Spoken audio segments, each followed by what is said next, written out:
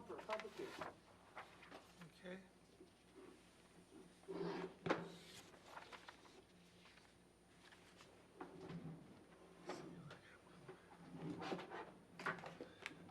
All right, apologize.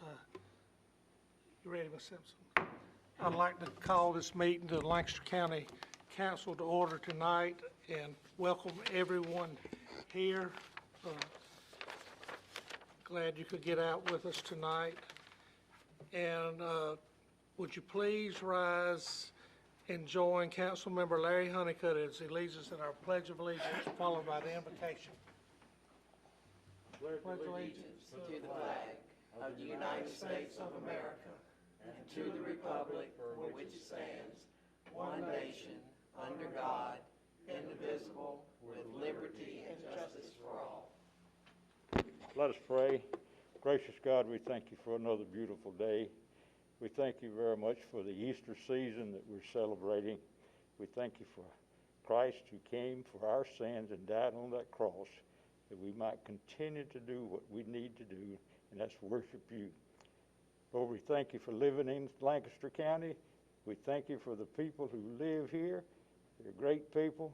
We thank you for the opportunity to serve the people. Continue to bless this county and bless this council, and we'll give you thanks, Lord. Amen. Amen. Amen.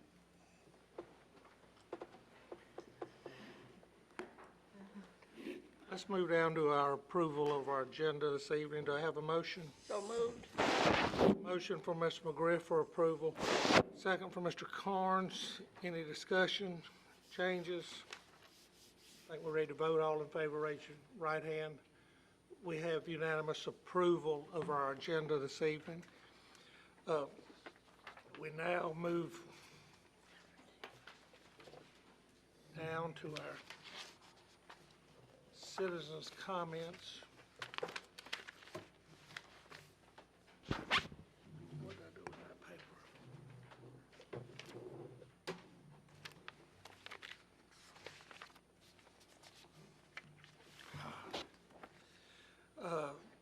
Please bear in mind that this is not a period of dialogue with council or a question and answer period. This is your opportunity to address council with your concerns. I ask that you address your remarks to council as a body and not to any individual council member. Please speak into the microphone, state your name and address for the record, and you will have up to 3 minutes to address council. Your time will not start until you have provided your name and address. And we have 3 people sign up. Ben Johnson.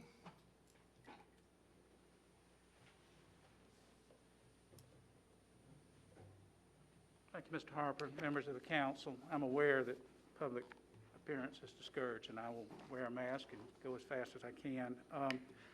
I live at 306 College Avenue in Rock Hill.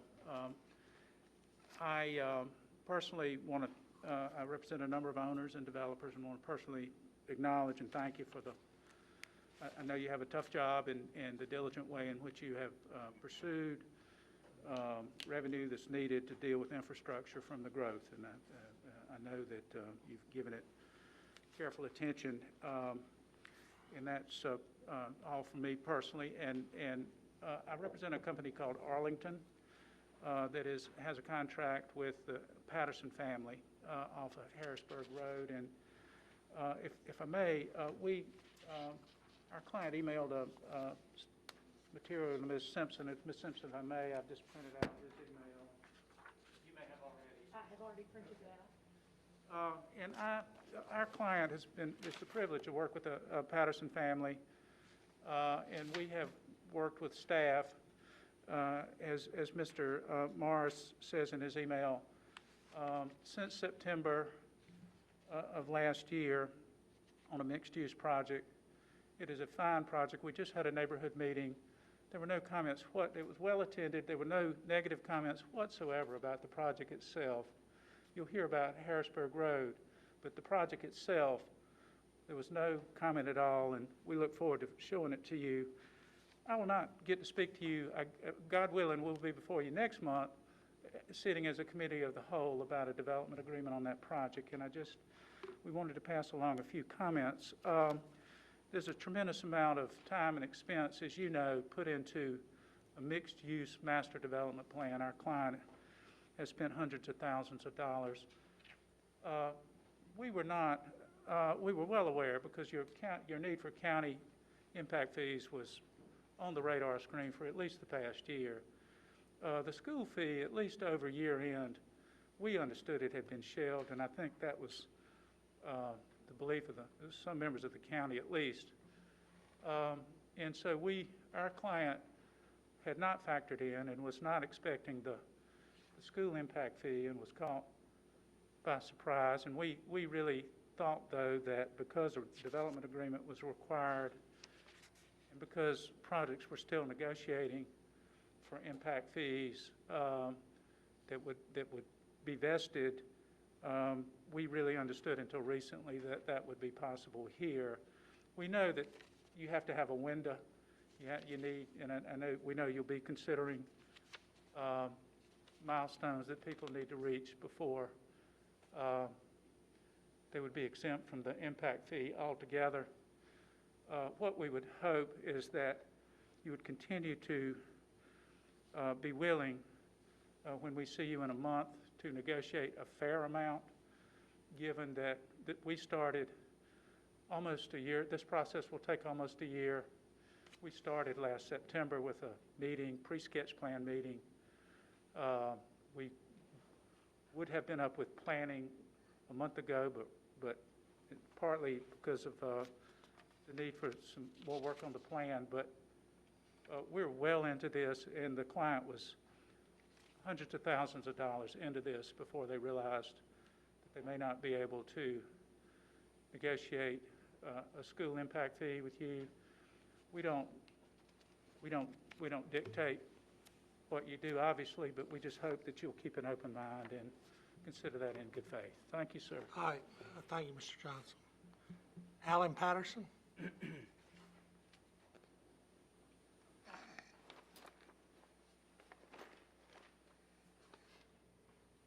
Good evening, Chairman Harper and members of council. First of all, thank you for what you do. I know it's hours and it's tough and it's not a rosy job, but I appreciate it.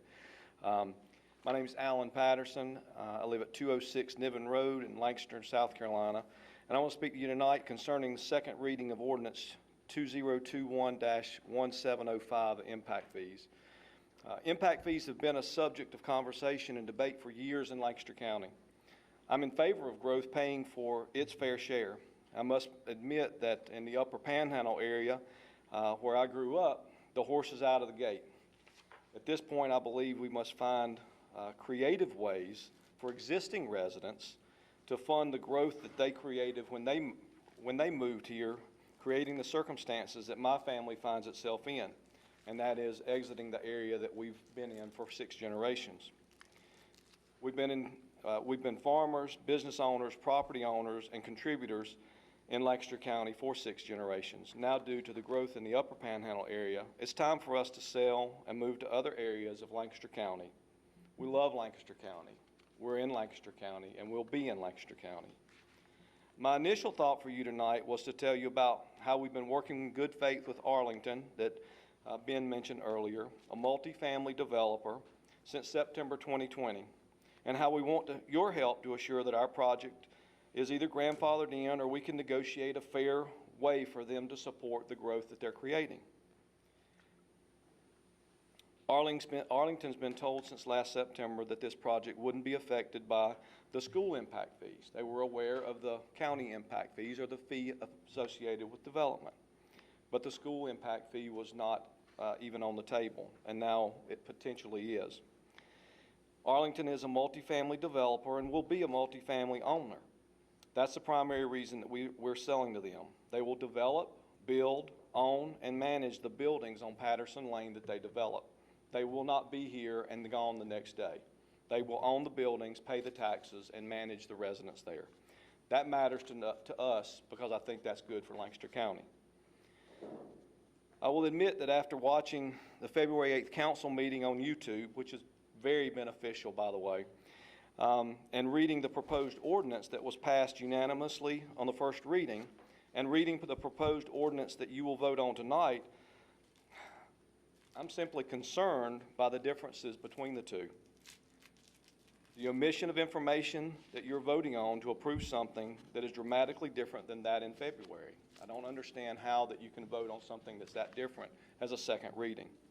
For instance, Section 17-1 short title. This chapter may be cited as a Lancaster County Development Impact Fee.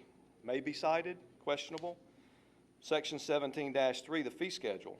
It's completely omitted on this ordinance that you'll vote on tonight. It was included in the first ordinance, completely omitted. Section 17-4, Part C, the impact fee districts, omitted completely from this ordinance that you'll vote on tonight as a second reading. Section 17-8, the county remedies were added. They were not included at all in the February ordinance. Section 17-11 through 17-40, that's 29 sections of an ordinance that don't even exist yet. There's a placeholder there. How can you vote on something that doesn't exist, that's completely blank in an ordinance?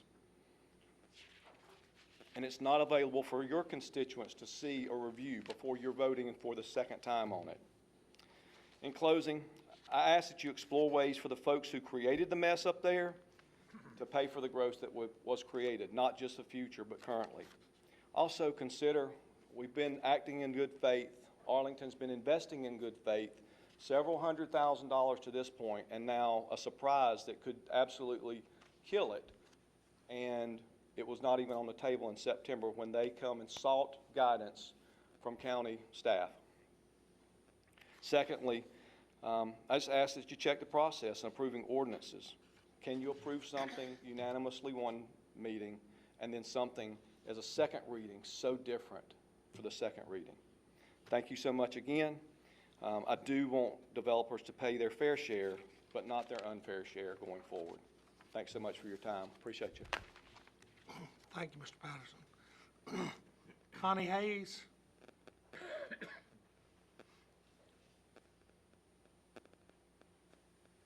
evening. I bring you greetings from Old Greenbrier Drive in Lancaster, at 1237 Old Greenbrier Drive, Lancaster, South Carolina, near the Mahaffey line.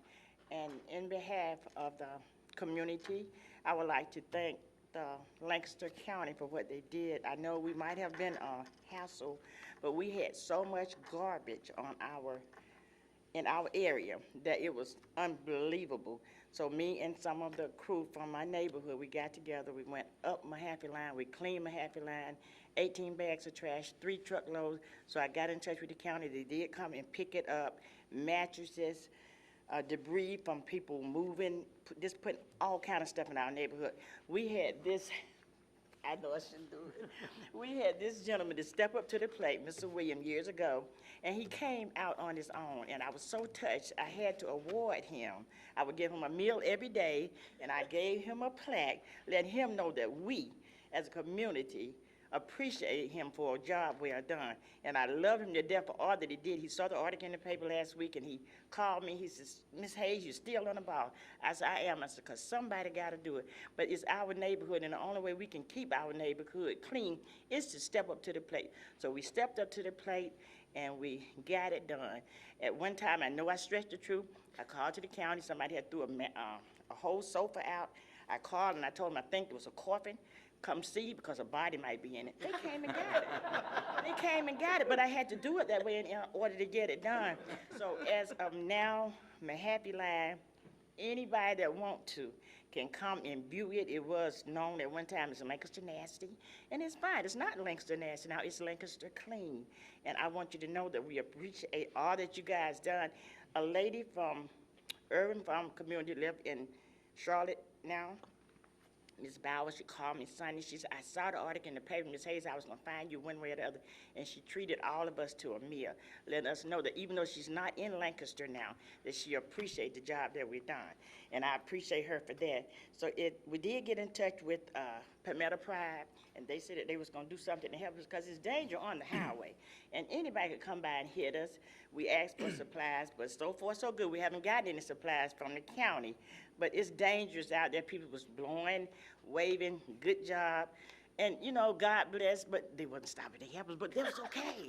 because that was something that we put in our heart and we did on our own. So in the behalf of me, Old Greenbrier, and the Happy Line, we want to say thank you for a job well done. If I need you again, I will holler. Connie Hayes, remember that name. Remember that name. Ms. Thank you. Hayes, Mr. Chair. don't hesitate, next time you have a cleanup, call the administration and you can get my phone number and I'll personally come volunteer if I'm in town.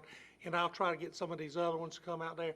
But as far as supplies, if you'll contact Ms. Simpson, she'll put you in touch of where we can take care, because we run that Palmetto locally now. Yeah, Miss Mandy Cato. And we are looking for volunteers all the time. We're starting up that those programs, but COVID set us back. We funded this over a year ago, right before the pandemic, and everything went haywire, and cleanups everywhere got put off, but the community groups like you and Indian Land and down at Edgewater, and I saw the sheriff's department doing it. We appreciate it, and your council is working on this, and we will be glad to volunteer. And if you call the administrator, he might get one department to come out there, let them off a few hours early, and come help you too. But it'll need cleaning up again in a month or two. Yes, Mr. exactly. Chair, I Yes, know we ma'am. don't usually respond back in citizens' comment, but that's my district. And I know Connie, and she's a go-getter. She called me. I went out there and looked at it. Did you help clean up? She didn't call me when they was cleaning up. She called me after they had cleaned up. But I hope this inspires the rest of the county to do what they did in their area. And once we get up and running with our program, I'm hoping that we can have a competition like that. But Connie, we appreciate it. And I'm telling you, she won't leave you alone now, so you might as well go on and do it.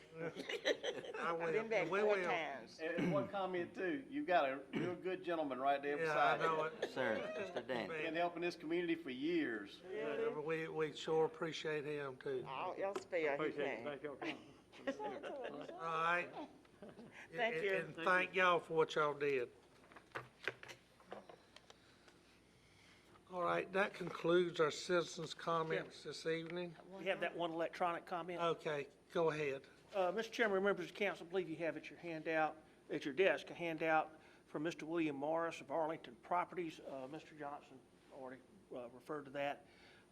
Basically is requesting that we take into account projects that are already underway as we move through this process. And when we get to that point, I'm sure John will cover that, we do have some milestones that are built in. So if developers hit certain milestones, then would not come into play. Okay, thank you, Mr. Willis.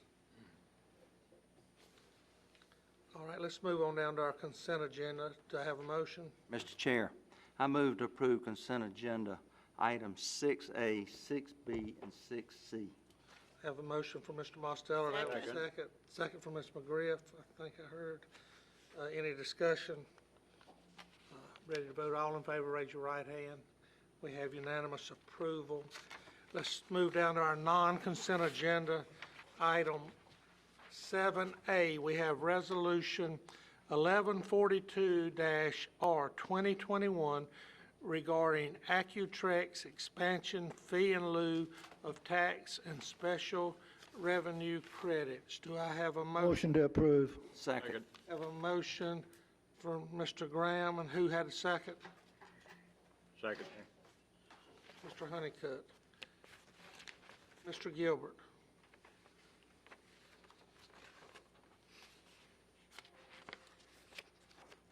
Thank you, Mr. Chairman, members of the council. Tonight, you have before you this resolution, and immediately after that, an ordinance that is an incentive agreement for Accutrex and expansion of their Pageland Highway facility. Accutrex is a metal fabrication and machine shop that has been in Lancaster since 2006. In October 2020, the Lancaster County Department of Economic Development started working with the company on an expansion of their facility. We believe this is probably phase one of 2 phases. The second phase to come in the next year or two. This phase would involve an expansion of the facility by 15,000 square feet and installation of new machinery, a capital investment of $3,316,000, and 5 new full-time jobs. We started working with the company regarding incentives that could be made available for the project. If you look at the incentive guidelines that we previously were following, you have some options here, right? A company, if they add 5 jobs, they can go with a longer term in terms of the incentives, same percentage but a longer term, or they could take less years and have a smaller commitment. And in this case, Accutrex, with the new guidelines that we talked about several meetings ago in executive session, would like to apply for that incentive to the council. So what we're recommending is a 20-year fee in lieu of tax agreement that would reduce the assessment rate on the real and personal property to 6% and provide a fixed millage rate of 338.5 mils with a 5-year investment period. The second incentive would be the special source revenue credit, and as an existing business, they qualify, and an existing business in Lancaster qualifies for 50% plus the enhanced credit. So we're asking for a 5-year special source revenue credit of 58%. In order to receive that credit annually, they would have to maintain 30 full-time jobs at the facility at $14 an hour. Each one of those jobs, $14 an hour, and 30 full-time jobs annually. If they do not have that number annually, they do not get the 58% credit. So this follows the new guidelines that we talked about a few weeks ago. Be happy to take any questions you have about the resolution or the project. Mr. Chairman, Jamie, that is the type of company we need more of in this county. They've got an excellent reputation for good, solid products, good working area, safe, look after their employees, and you can't ask much more than that from a company. I would agree. Thank you, Mr. Gilbert. Thank you. Any discussion? Mr. Chair, Go ahead, Mr. Lawson. like I say, this is in my district, and this is a company that's been here a while, and this is not only more incentives and stuff for them, but it's keeping them happy, keeping them here in Lancaster, keeping the jobs that we got citizens has got now, and keeping them here. So I applaud you, Jamie, for reaching out and helping these existing industry that's already here. Great. Thank you. All right. Thank you. You can just hang around a minute. We'll be right back to you. Any more discussion, comments? I think we're ready to vote. All in favor, raise your right hand. We have unanimous approval of Resolution 1142-R2021. Let's go on down to 8B, first reading of ordinance 2021-1719 regarding Accutrex expansion fee in lieu of tax and special source revenue credits. Do I have a motion to approve? Motion to approve. Second. Motion from Ms. McGriff, and I have a second from Mr. Carnes. Mr. Gilbert. So just in follow-up to what we just talked about a minute ago, this is the actual ordinance and the agreement for the fee in lieu of tax agreement and the special source revenue credit for Accutrex. All right. Any discussion? Thank you, Mr. Gilbert. Great. Thank you. I think we're ready to vote. All in favor, raise your right hand. We have unanimous approval. First reading of ordinance 2021-1719. Move down to 7C, resolution 1147-R2021 regarding approval and acceptance of easements associated with the improvements on Old Bells Road. Do I have a motion? Motion to approve. Motion from Mr. Carnes. Second. Second from Mr. Graham. Mr. DeBose. Thank you, members of council. This resolution approves the county accepting easements from two parties, two property owners adjacent to a bridge culvert that our stormwater department is replacing on Old Bells Road. The reason this is before you is because the procurement code requires approval by ordinance or resolution of the county's acceptance of any property that is coming into its name. We've done title searches on these properties. There will need to be a mortgage subordination for one of the property owners to allow the easement to be in place, but basically the easement provides for some temporary inundation of those properties, the construction of this culvert, and a temporary closure of Old Bells Road during the construction process. In fact, we've gotten one executed easement in hand already from one of the property owners. So they're in support of it and want to see the project move forward, and this just allows it to occur. All right, thank you, Mr. DeBose. Any questions for Mr. DeBose? Any discussion? All right, thank you very much. All right, hearing no discussion, I think we're ready to vote. All in favor, raise your right hand. We have unanimous approval for Resolution 1147-R2021. Let's go on down to 7D, third reading of ordinance 2021-1709 regarding amending the Unified Development Ordinance to UDO in regards to 3 and 4 family dwellings. Do I have a motion? Motion to approve. Motion from Ms. McGriff and a second over there to my right.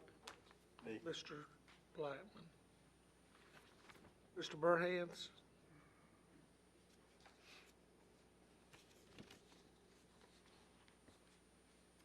Yes, Mr. Chairman, members of council. Council gave second reading consideration at its past council meeting whereby you approved second reading for the text amendment and map amendments in association with this project along with the development agreements. There have been no updates to the text amendment or rezoning, so there is no new information to share beyond what you've already heard at second reading. As I understand it from the county attorney, that the development agreement is in order if council so chooses to pass third reading. So we'll certainly make ourselves available for any questions. The applicant is also here in the audience as well. All right, thank you. Any questions for Mr. Burhans? Any discussion? Hearing none, we're ready to vote on third reading of ordinance 2021-1709. All in favor, raise your right hand. We have unanimous approval of third reading. Let's move to 7E, third reading of ordinance 2021-1710 regarding rezoning property from LDR to PB. The applicant is Redwood USA LLC. Do I have a motion? Motion to approve. Motion from Mr. Graham, Second. second from Mr. Mostella. Mr. Burhans?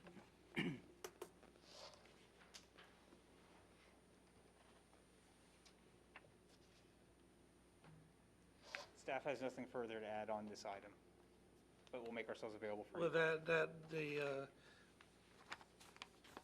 okay. Any questions? All right, I think we're ready to vote on third reading of ordinance 2021-1710. All in favor, raise your right hand. We have unanimous approval. Let's go down to third reading of ordinance 2021-1711 regarding approval of a development agreement with Redwood USA LLC. Do I have a motion? Motion to approve. Motion from Mr. Carnes. I have a second. Second. Second from Mr. Blackman. Mr. Burhans? Okay. Members of council, the development agreement attached to your agenda package incorporates all of the changes that council made by motion at second reading. I will note that there was an insertion of clause 4.01E. That basically explicitly states that the fees paid within the context of the development agreement would be credited against any future enacted impact fees. Specifically, that really pertains to the $500 charged for the schools, so that if a school impact fee is enacted later, they would just deduct $500 from that applicable fee. There was a confirmation as to how those structures have been treated for the purposes of setting those developer fees, so that it's clear how they would be treated for future impact fees attached residential. So those are the only changes. Rather than attach a red line version and add another 50, 60 pages to this agenda, I figured I would just note those very discrete changes for the record.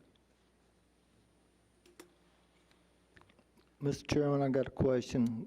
You referred that they're exempt. Are you going to explain later on about Mr. Willis making reference to milestones and which projects, when they are in process, are they going to be exempt, or will they have to do the impact fee? It's, yeah, that will be discussed in context with the impact fee procedures ordinance as well as the fee setting ordinances. And that's discussed in those agenda item summaries for those matters. But as proposed, single-family projects that have preliminary plat approval by the proposed October 1st effective date would not be subject to imposition of impact fees. And for other project types, it would be approval of civil construction plan sets. The developer in this project is well aware of those deadlines and the need to reach those deadlines in order for those fees not to be imposed upon the project. And as I understand it, they are in a position where they will either fish or cut bait at that time, depending on where they are in their project. But they're very well aware of it, and they're not actually asking at all to be exempt from any of those fees, just that these developer fees within their development agreement be credited against any future fees. For instance, if the council decides to pass an $8,000 school impact fee, that might be one factor in their analysis about whether their project would be achievable. But if council sets some other fee that, say $4,000 or $5,000 hypothetically, their project might work. So they're taking a wait and see approach to it, but they are not asking to be exempt from any future fees, just that their payments within the DA be credited. Thanks. And it would be a county fee credited against a county impact fee. School versus school would not be. Correct, correct.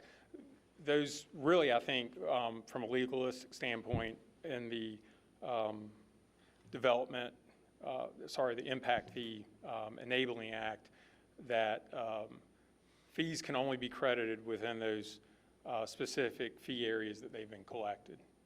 In other words, you couldn't pay a generalized fee and then claim a year later that it applies to some road fee if the fee you paid was for public safety. Mm-hmm.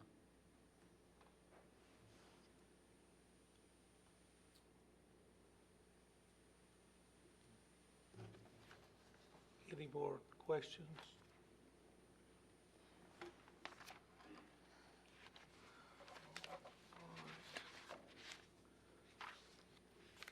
All right, I think we're ready to vote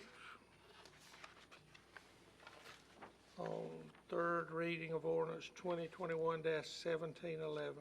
All in favor, raise your right hand. We have unanimous approval. Third reading of ordinance 2021-1711. Let's move down to 7G.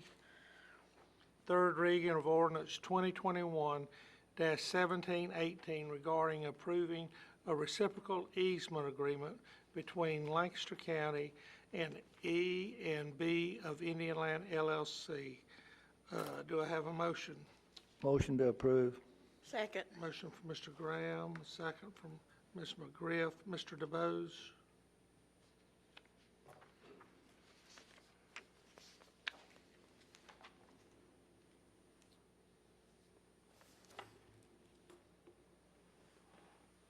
Members of council, the ordinance and the associated reciprocal easement agreement do not differ at all from the second reading Other than that, the exhibits to the reciprocal easement agreement itself have been finalized.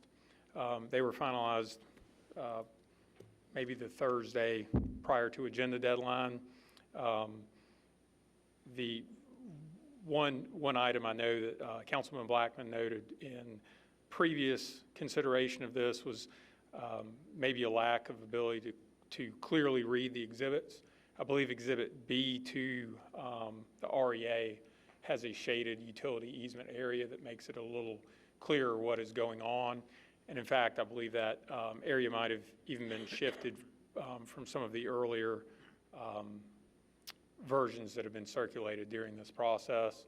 But I understand that those were the finalized exhibits. Lancaster Water and Sewer are happy with those final placements of utilities, and Kelvin and Scott, our county engineer, also consider the exhibits and are fine with them. All right, thank you, Mr. DeBose. Any discussion? Mr. Chairman, I got a question. I was told, or we were told, that impact fees had to be not only development of homes, but also of commercial property. Now, I don't see anything in here about commercial property. And it appears to me that if we're going to have an impact fee that's going to cover both commercial and homes, we're voting on one that's doesn't say anything about commercial. Well, let's wait till we get on down to that. Well, I mean, we're talking about setting in place an impact fee. Let's get through this is a right of way right now. Agreement on the 7G. Am I on the right one? Correct, yeah, 7G is the reciprocal easement agreement. We'll be down there in just a minute. Any more questions for Mr. DeBose? Yeah, thank you for the shaded easement descriptor there. Well, help me understand precisely where everything was. All right, any more discussion? I think we're ready to vote. All in favor, raise your right hand. We have unanimous approval. Third reading of ordinance 2021-1718. Let's go down to 7, I think it's a 7H. Second reading of ordinance 2021-1726 regarding adoption of the capital improvement plan. Do I have a motion? Motion to approve. Motion from Ms. McGriff. Do I have a second? Second. Second from Mr. Carnes. Ms. Belk? Good evening, Mr. Chair, members of council. Just a quick note for y'all. There is a proposed amended version with just a few clarifying points. I said during first reading I had talked with Councilwoman McGriff about a few things. It's just on 3 pages, 9, 40, and 59. Again, nothing substantial, just things that if a layman was reading it might clarify some information. So I'm available if y'all have any questions for me. Any questions? Mr. Chair, Go ahead. I move to amend the ordinance's exhibit in conformity with the agenda package attachment labeled FY 2022-2031 Capital Improvement Plan Proposed Amendments. All right. Do I have a second to that amendment? I have an amendment from Mr. Mosteller. Second from Ms. McGriff. Any discussion on that? If not, we're ready to vote on the amendment. All in favor, raise your right hand. Opposed? That amendment passes by a vote of 6-4 and 1 opposed. Any more discussion on our capital improvement plan? No more comments?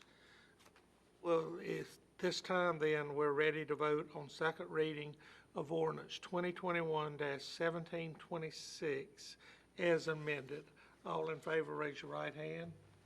Opposed? Our second reading of ordinance 2021-1726 passes by a vote of 6-4 and 1 opposed. Let's move down to I, second reading of ordinance 2021-1705 regarding adoption of procedures for the imposition, calculation, collection, expenditure, and administration of impact fees. Do I have a motion? Motion to approve. Motion for Ms. McGriff. Do I have a second? Second. Second for Mr. Graham. Mr. Willis, Mr. DeBose, and Ms. Belk.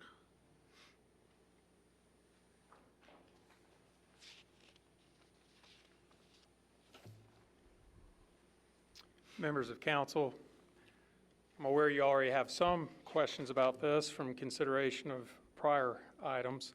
As an initial matter, I'll go ahead and proactively address some of the comments and questions from council as well as some of the citizens here tonight. It might clear up some misapprehensions about the structure of this ordinance and its interrelation to these fee-setting ordinances.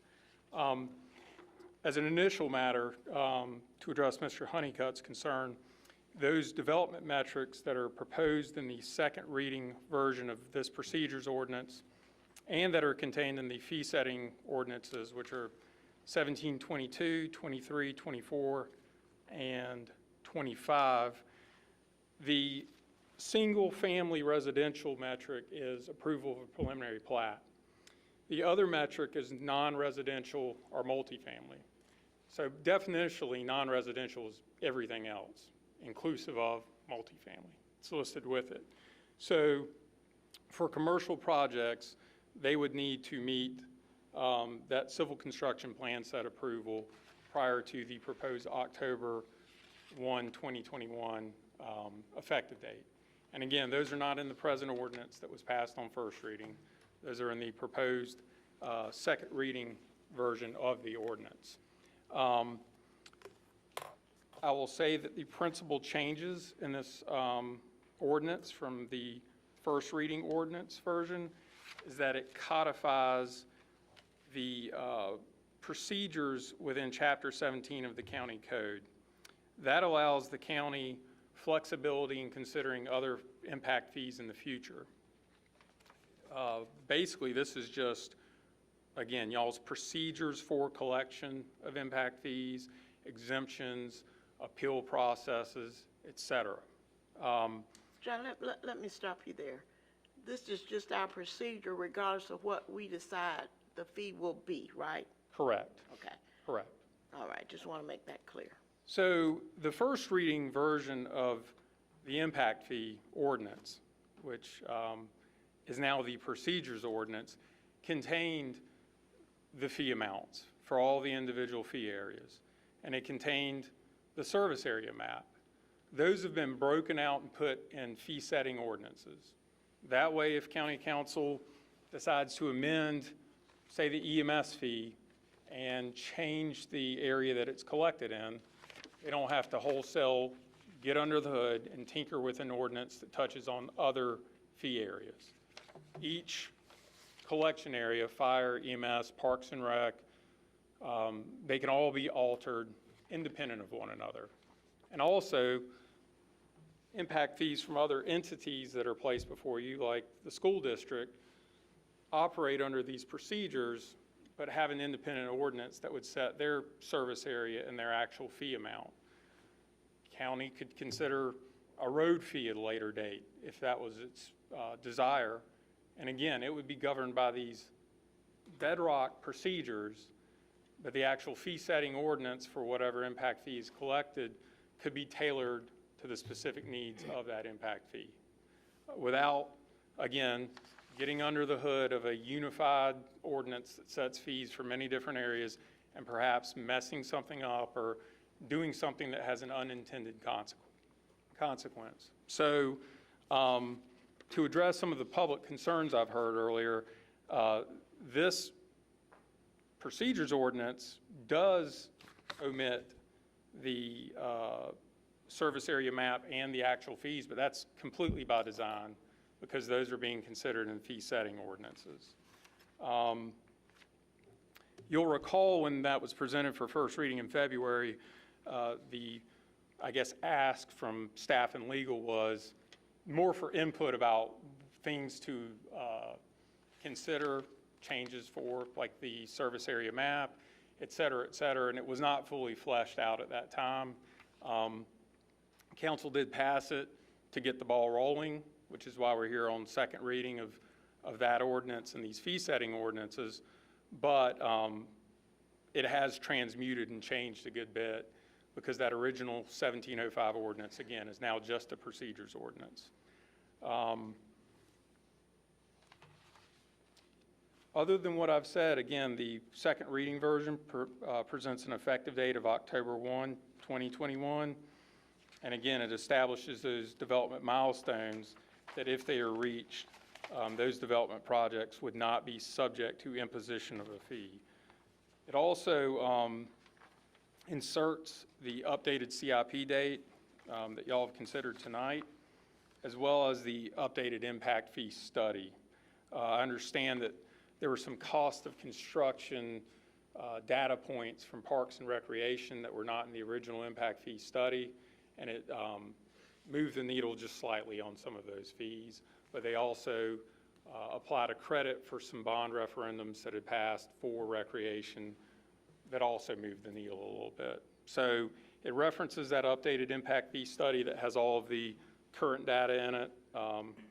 Again, codifies the old ordinance as part of the actual county code and allows council the ability now to set individual fees for individual services on the back of this procedures ordinance, and again, enact later fees without worrying about the service area map having to be tinkered with and tons of exceptions being built into a single ordinance. Happy to answer any questions about the generalized procedures ordinance. I will note for the record that all the preceding items deal with specific imposition of impact fees for specific services. For clerk of the council's sake and sanity, I would humbly suggest that we discuss those individual areas as we come to them in the agenda, but again, I'm happy to answer any generalized questions y'all have about procedures. Mr. Chairman, I got a little ahead of myself a while ago, but I still can't understand why we appear to be separating developments of homes, but we don't have anything in here about big box stores, commercial property. Are we going to bring that up later, and it's going to be a separate impact fee study? Well, I don't understand this. I'm lost here. Councilman Hancock, the fees that are set for residential or non-residential are actually set within the context of the fee-setting ordinances. For example, 2021-1722 establishes the fire development impact fee and has those fee charts for residential versus commercial products within the body of that ordinance itself. This just is the nuts and bolts about how the county actually administers those impact fees and, again, the applicable exemptions from state law, and again, establishes an effective date. The commercial and residential fees are collected within those fee-setting ordinances. Yeah, it's, what's it called, a residential equivalency unit? Correct. If you have a 50,000 square foot retail store, you would pay basically 50 single family. You would pay 50 units. You pay 50 units times. times. On retail, it's 1363 times 50. So in a grocery store, it would be $60-something thousand. I think he has some examples. Correct. I believe staff has prepared some fee examples.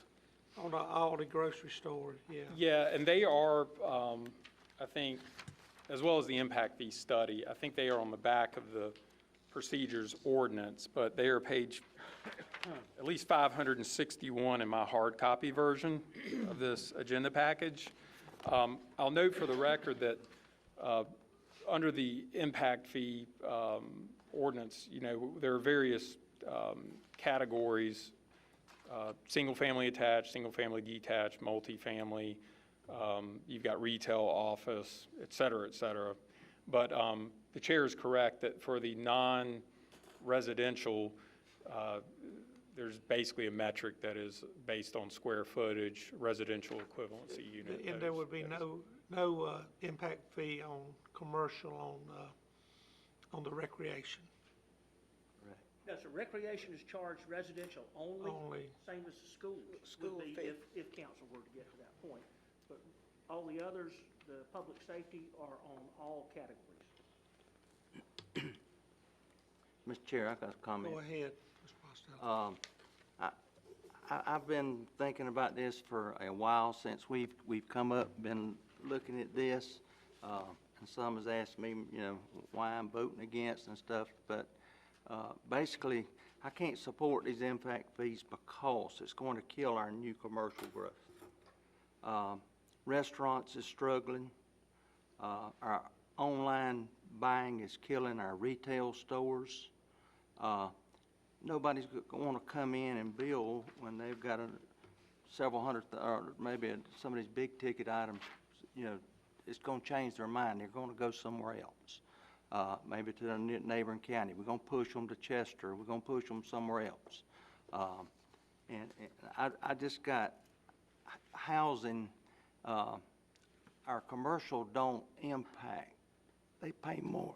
They pay more taxes than a house does. So like 6% versus 4% on a house. So they already paying more taxes. To me, that's offsetting their impact of what little impact they use. The impact is coming from the homes, fire, EMS, sheriff, the rec, everything. And with that being said, I would support development agreements for the new homes only.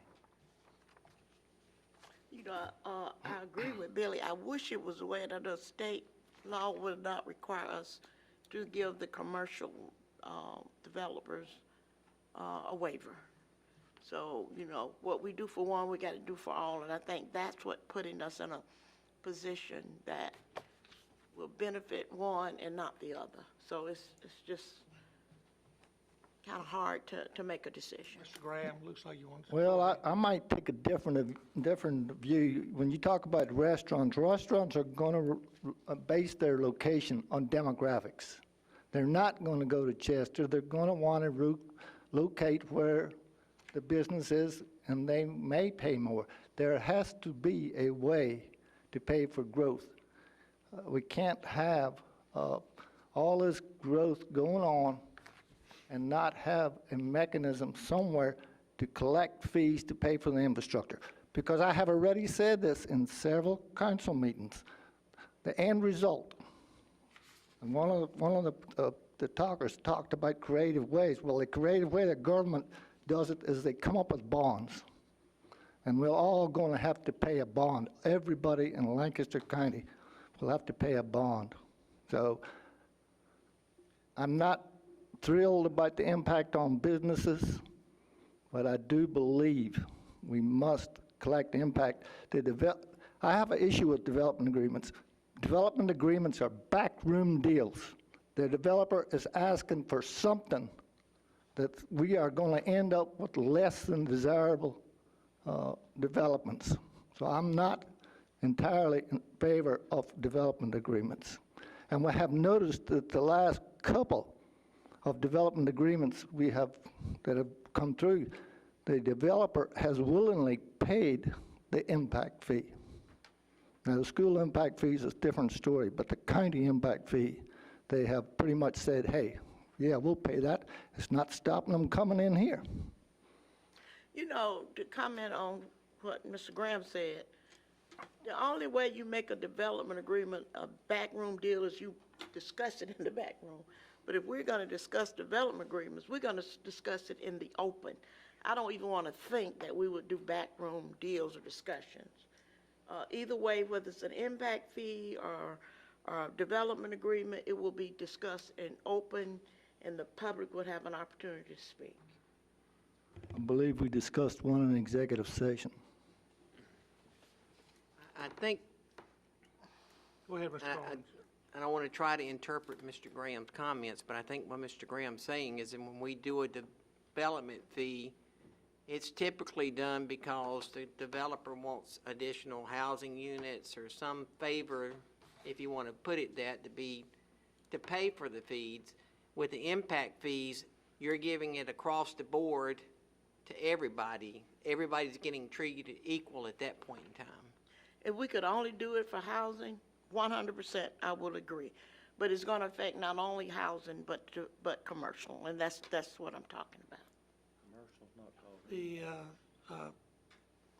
I voted against this last time. I have a problem with Camp Creek being included in it. And the original impact fee was supposed to be from number 5 north. You know, there's some growth that's coming south, we know it. But still, you know, you're looking at a grocery store, a $13,000 permit, you're adding possibly a $35,000 impact fee to start with. I have problems because this whole study is based on cost. I've asked for what the break-even numbers are. What's the revenue that these businesses or houses actually create over this time period? And all I hear is we cost. What does it actually cost? Nobody will answer that question. I asked when we first started, what was the break-even point of a house? I went back, I had got my stuff, I actually figured it at $259,000. And if somebody could tell me any different, I'll be glad to look at it. But, you know, nobody will attempt to answer those questions. So, and I cannot tell somebody in Camp Creek where there's very little growth, and there'll be very little growth over the next 10 years, that these fees will be imposed on them. Up through Unity's the same way. And you know, to me, if it goes back to the original area, I will consider it. And the original area was Panhandle, right? Yeah. Yeah, and I can go along with that. But even with that, John, when we vote on the impact fee opposed to the county, opposed to the school district, it will be 2 separate votes, right? Yes. So the school impact fee, of course, is not before y'all yet for consideration. It's been referred to Planning Commission, but it'll be set up in the same structure that these fees have been set up. But it will not impact commercial, right? None at all. Just housing? Yeah, no. Okay. I mean, yeah, kids aren't living in the commercial buildings, so yes, ma'am, it will not impact commercial. At least they shouldn't be. And I'll note for just council's consideration that the ordinance before you right now on motion and second is just the procedures ordinance. It does not include the fee service areas. It does not include fee amounts. It is just the procedures ordinance. You know, opposition or adjustment of the fee setting ordinances is probably a separate matter, with all due respect, from the actual underlying procedures. Now, if there's no intention to pass any fee setting ordinances, there's little point in adopting procedures, but I just put that out there that 1705 as drafted is just a procedures ordinance and does not impose any fee on any area. Mr. Chairman. Go ahead, Mr. Willis. If I may, just to echo John's comments, the ordinance before you is nothing but procedures. You know, council may decide you want to look at just parks and recreation because it impacts only residential. You may decide to postpone the others. That's certainly council's decision. But we can't do any of that if we don't have the procedures ordinance. So we certainly request, you know, you could decide not to do any of them, at least get the procedures in place so if council at some point in the future wanted to look at it, the procedures are in the county code. So, you know, would ask that on 1705, I think there's a motion to amend, that we move forward on that and then take a look at the ones individually, for, you know, parks and recreation, for example. Does not include, you know, commercial structures. That's one positive thing. If you're going to take the original geographic area back up to Highway 5, there's not much use in doing a Parks and Recreation because the intent on that was to get it into the regional sports complex, which is south of Highway 5. Well, Steve, So those are individual things for the individual ordinances. And regardless, I know that this is a procedural ordinance still, but questions come up. We need to know, whether we can take in or pull out either way with this process, whether we want to include certain areas, whether we want to include Parks and Rec, Sheriff Department, or whatever. I think the questions just snowball one from the other. That's why I think these questions came up, but I think we do understand procedural. Let's get through this one, then we can get into more So, so this one doesn't pass, then nothing else Yeah, passes. that's what I said. Let's correct. get through, let's get through, this first one, then you can get into more specific discussion. Mr. Harper, before we do that, one comment. I haven't said All right. anything. I've been good, Ms. McGriff. Thank you. So, Mr. Willis, I appreciate your answer so far. And to the chairman's concern about the geographic area, when can it or how does it change if we decide to going forward? So y'all could make motions to amend the fee setting ordinances to change those geographic areas. Those service area maps are included in each of the fee setting ordinances. So if council decided that one of those geographic areas was not necessary or proper or prudent for an individual fee, a motion to amend could be made to remove one of those areas. There are some kick-on effects as far as the collection rate and the impact on the CIP. So it might result in the need for a brief pause before third reading consideration of those ordinances. But those adjustments for the geographic areas can certainly be accomplished within each individual fee setting ordinance as is appropriate for that service And just area. a quick clarification. So in other words, we could have the recreational fee setting ordinance include the Camp Creek area, but yet exclude it maybe from the other categories. Absolutely. That's Correct. what John, worked to make sure we had the individual ordinances so council had Oh, yes, I maximum understand. flexibility. Yeah, I'm good with it. To echo his comments, if we do that, don't look for third reading at the next meeting. We're gonna have to go back to Colin and rework the project. Exactly. Hey, Alan, would you repeat what you just said for clarification? And I was being very quiet and respectful for Ms. McGriff tonight. Not that, what you just said. Oh, okay. Well, Ms. McGriff, what I was trying to say is, and Mr. DeBose, everybody has said this, we're just putting the procedures in place with this ordinance if we vote on it. You just asked them a question. That was the question. The I did. last question you asked The them. last question was, when can we change the geographic territory if we so choose to? Because Mr. Harper has some pains about the Camp Creek area. So the answer was, we can do it at the fee setting ordinance time. Okay. So That's what I now, want, and also, Ms. McGriff, we could approve a different geographic area for recreation and impose that fee on a different geographic area than we do, say, with the EMS territory. But as Mr. Willis said, if we start Mickey Mousing around with that, we're gonna have to take time out and have the study group come back and give us new information as to making sure that we can pass muster in a lawsuit. But I think picking and choosing, we need to understand how it's gonna affect any certain area. And that's what I wanna know. Yes, ma'am. What would be best for the area that we're talking about? Because every area is not like the Panhandle.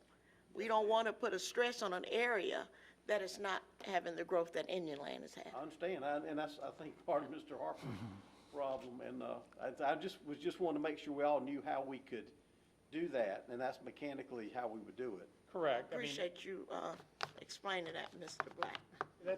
that was wholly by design, and the reason these fee-setting ordinances were removed from this, one monolithic ordinance that set all the fees and established the service area. I mean, theoretically, with this procedures ordinance, council 2 years from now, 6 years from now, 10 years from now could say, well, we want a road service fee. And the service area for that might be countywide. I mean, again, that's a very hypothetical situation, but it would not require tearing a big ordinance up that has various fee areas and maps and, you know, having cross hatches and various shades on one service area map, which is confusing. Y'all can set service areas and make adjustments to individual development fees that are being collected. And it also contemplates that, in theory, some of these fees might not be needed at some point, or can be adjusted down at some point, or may need to be adjusted up at some point based on the capital improvement needs of the county. So structurally, having procedures as a standalone ordinance just grants the county great flexibility in what it wants to do on individual fee setting ordinances and the parameters geographic of those ordinances. So you've hit the nail on the head as far as the design Chair, flexibility. I got a question, Mr. Chair. Would anyone like to Yeah, propose a amendment to Mr. this? Chair, I Oh, got one more Steve. question. Go ahead. John, you was talking about doing these different ones, but commercial and residential's got to be the same. You can't do less on one than you can the other. Is that correct? Correct. So if the fee study says for fire that the residential rate is X and the non-residential rate is Y, council can't charge 100% of the residential and 50% of a commercial rate. If council sets fees other than the max fees set forth in the study, the reduction of either of those fees has to be proportionate. Basic equal protection concerns. So I hope that answers It does. the question. Thank you. Yeah. Mr. Chairman, I'd like to make a motion that we amend the ordinance in conformity with the agenda package attachment labeled proposed second reading version of ordinance 2021-1705. All right, have an amendment for Mr. Second. Have a second for Mr. Blackman. Any discussion on that amendment? Any more discussion on the procedures? All right, let's vote on our amendment. All in favor, raise your right hand. Opposed? We have 6 for and 1 opposed. Now, we're ready to vote on, say, the amendment passes by a vote of 6-1. We're now ready to vote on second reading of ordinance 2021-1705 as amended. All in favor, raise your right hand. Opposed? That passes by a vote. We have 6 for and 1 opposed. So, Yeah, 5-2. who else voted against it? Larry Mr. and Honeycutt. Billy. I'm sorry. 5-2. I'm sorry, Mr. Honeycutt. All right, let's move on down to second reading of ordinance 2021-1722 regarding adopting a fire development impact fee. Do I have a motion? So move. Second. Have a motion for Mr. Blackman, second for Mr. Carnes. Mr. Willis, Mr. DeBose. Members of council, there is a proposed second reading version of this ordinance in your agenda package. The primary differences in that second reading version from the first reading version that y'all passed is that it cites to the codification of the impact fee procedures in Chapter 17. So it relates back to those. Generally makes just a generalized cite to Chapter 17, but at times makes pinpoint cites to specific sections within Chapter 17. It contains the same proposed effective date provision as the procedures ordinance, which is October 1, 2021, and has the same development milestone markers that would provide some relief to projects that are already in the pipeline that can reach those development milestones. It also, again, inserts the date of the updated CIP and the updated impact fee study. Other than that, there are no changes. I'll just note for the record that 2 of those fee-setting ordinances, I believe fire was one of them, may have inadvertently omitted the conflict provision on first reading, but those are all included on second reading. If you have any further specific questions, certainly for you to. Mr. Chair. Go ahead, Ms. Now, John, where would this put us as far as, now this is to impose a fire development impact fee. Where will this put us as far as an amount? So the ordinance as proposed sets those fees per the impact fee study, the updated impact fee study. There is a slight differential in the proposed fees because Pleasant Valley has a fire fee district collection already in place.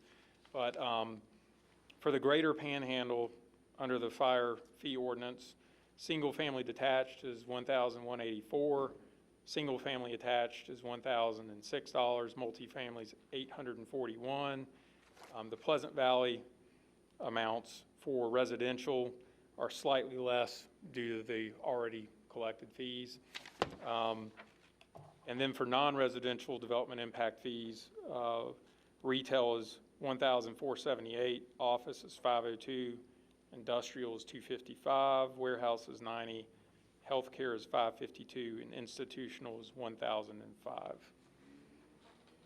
Ms. McGriff, were you asking about the projected revenue from the study? It was talking about being $20 million, 42,000? No, he answered.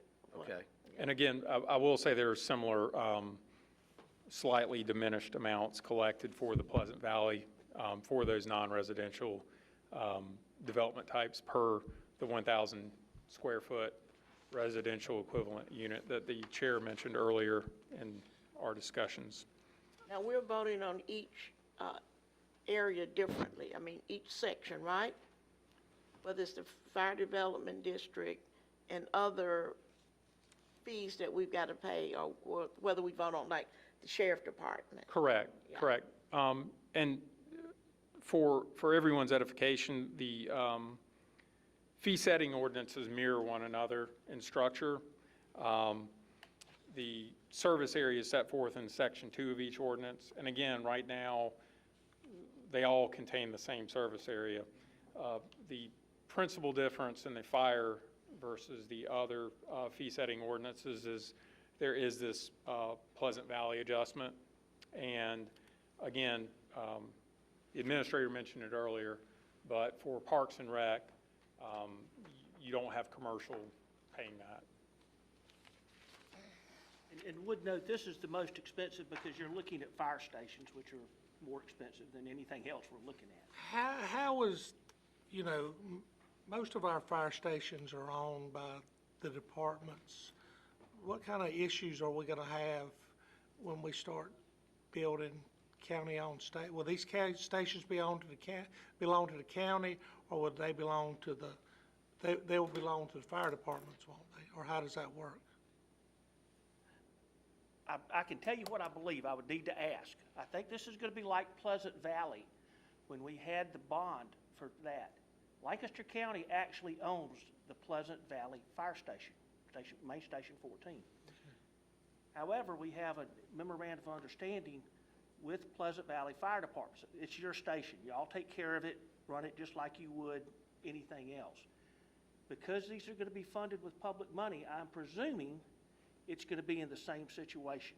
But I do not know that for a fact. Okay. I'll find out. Yeah, I'll ask John. yeah, I believe structurally that's the only way it would work. But of course, we can vet that with greater certainty. But I mean, I don't see a way around the county actually owning those stations that are paid for with these fees. Again, my issue is with the service area. I'm looking at, you know, the commercial part of it. They have one business, a fee, the only one in the Lancaster area is zeroed out, because we can do that with industrial. We can do away with that fee. We can do a fee in lieu or a SSRC. We can't do that for your retail business. I believe that's NutriMax, Kim? NutriMax is outside the service area. Well, they got it in here. That's why it's got a zero fee. That's why it's got a zero. It shouldn't be included in this. But there's, from number 5 south, we're trying to put an impact fee on commercial. There has been no commercial. We're trying to encourage it to come down, and now we're trying to add additional big fees on, just a 20,000 square foot grocery store. You could be looking at a $50,000 fee just to have the right to build in our area. And like I said, the original impact fees was my understanding will be for number 5 north. And at this time, I can't support anything past that. Mr. Chairman, I believe at this point in time, I would like to make a motion to amend this ordinance. And after that, I think it would be open to any member to be able to make a motion to exclude any area south of Highway 5 in this current ordinance. If I'm mistaken, please correct me, Mr. Chairman. I'll ask the legal advice. Yeah, I think you can make supplemental motions to amend. Again, as structured, the ordinance before you is what passed on first reading, which does not have cites back to the procedures ordinance, which y'all just favorably approved on second reading. So, yeah, there would need to be a motion to amend just to get the nuts and bolts of the second reading version together. But I believe council could entertain further motions to amend on service. Before you make that, can I ask a clarification question? Yes, ma'am. Instead of making motions to exclude different ones, can we make a motion just to include the Panhandle? Yes, and I mean, y'all could certainly make a motion to adopt the second reading, proposed second reading version of ordinance 1722, with the caveat that y'all want to also amend the service areas as however y'all want to say it. Yeah. I mean, you could make it as a unified motion, or you could take it up as separate motions, a generalized motion to amend for the second reading version, and then a further motion to exclude areas.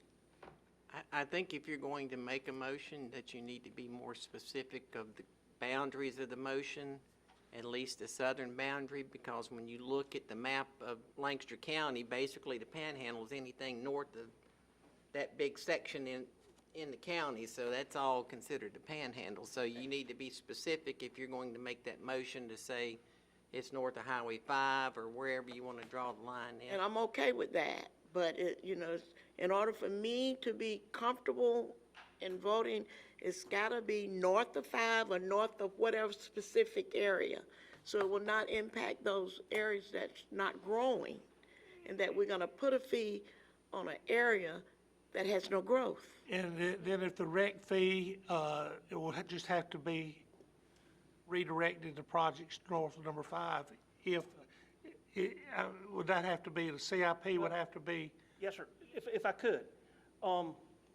Before we start talking about the other ones, we're talking about fire. And certainly would echo Councilman Carnes' comment. I think, John, it'd be appropriate to have the motion to amend, so you're talking about the version that's in the agenda package tonight.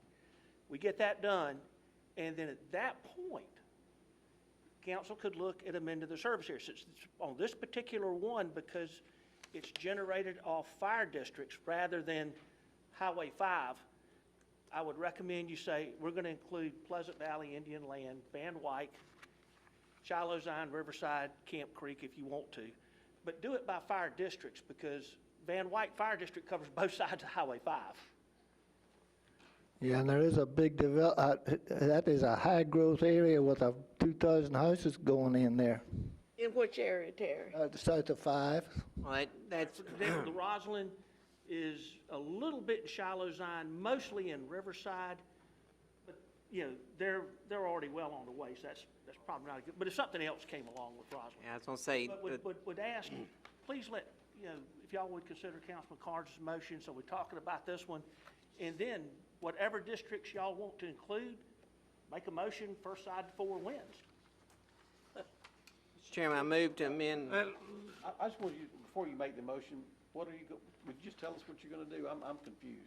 I'm making amendment to the ordinance, basically what I did before, saying that we're going to conform to what is in the agenda package, which is the revised ordinance from what we had from the first reading. Well, that's all you're doing. That's basically all I'm doing. As I understand it, Councilman Carnes, though, I would have just, and this is highly technical, but a caveat to that motion that it's adoption of the proposed second reading version, probably with the exception of the map of the fire service area contained in section 2. That way there's not an affirmative, I mean, y'all could adopt that whole area and then unadopt portions of it, but I would have moved to amend the ordinance with the exception of the map of the fire service area if y'all intend to consider that. And then y'all could just make a separate motion as to section 2 and establishment of the service area. Again, that's just very nitpicky. I think if y'all want to, y'all could adopt it and then change your mind 2 seconds later, but. All right. Mr. Chairman, A lot going on. Mr. Carnes, I move to amend the ordinance in conformity with the agenda package attachment labeled Ordinance 2021-1722, second reading proposed version, with the exception of the fire service area map. I'll second that. I have a motion for amendment from Mr. Carnes, a second from Mr. Blackman. Discussion. John, explain exactly what that means one more time. Y'all have adopted, if this motion meets with council's approval, you will have adopted the proposed second reading version, with the exception of the fire service map area in section 2, which I understand y'all are still debating whether to, now it is included in the first reading ordinance, but whether to include it as is and continue as is, or whether to amend the service area. Which is gonna take a second amendment. So when will Correct. this? Correct. It would take a second When will this amendment. need to be discussed? This will delay the ordinance, but when will the discussions, the recommendations need to be made tonight? Or it's in the near future, or? I would ask, if you're gonna make changes, make it tonight, because as John has mentioned, we're gonna have to take a time out, re-engage with Colin, and recalculate what this is gonna do to those impact fees and how it's gonna affect the CIP. So we won't have third reading next meeting. Now, Mr. Willis, and I'm trying to somewhat mimic what you say, but is this not maybe a moment that we just need to, you don't table, because if we table it, it's just for tonight and it falls off the table in the night. Do we just postpone this second vote until our next council meeting to give everybody a chance to digest the territory? Because let's say we keep it the same, we don't have to delay. I would go back to the study. If we do decide to change it, then everybody's gonna have to understand, how much longer is that gonna take us if we have to go back with the study?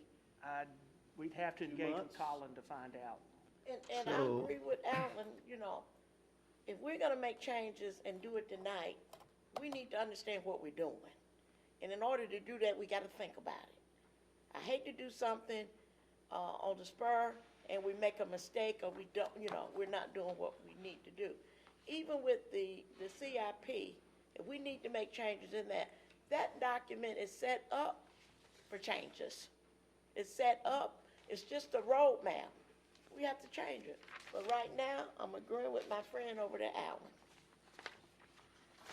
so as a structural matter, and again, this presupposes how y'all may vote on the other fee-setting ordinances, but changes in this fire, and again, this is part of the reason we have these broken out as fee-setting ordinances, changes in this fire fee ordinance are going to be discrete to the fire fee. Now, they'll impact those CIP items, so it might delay the ultimate passage of the CIP, which again might delay the other ordinances some.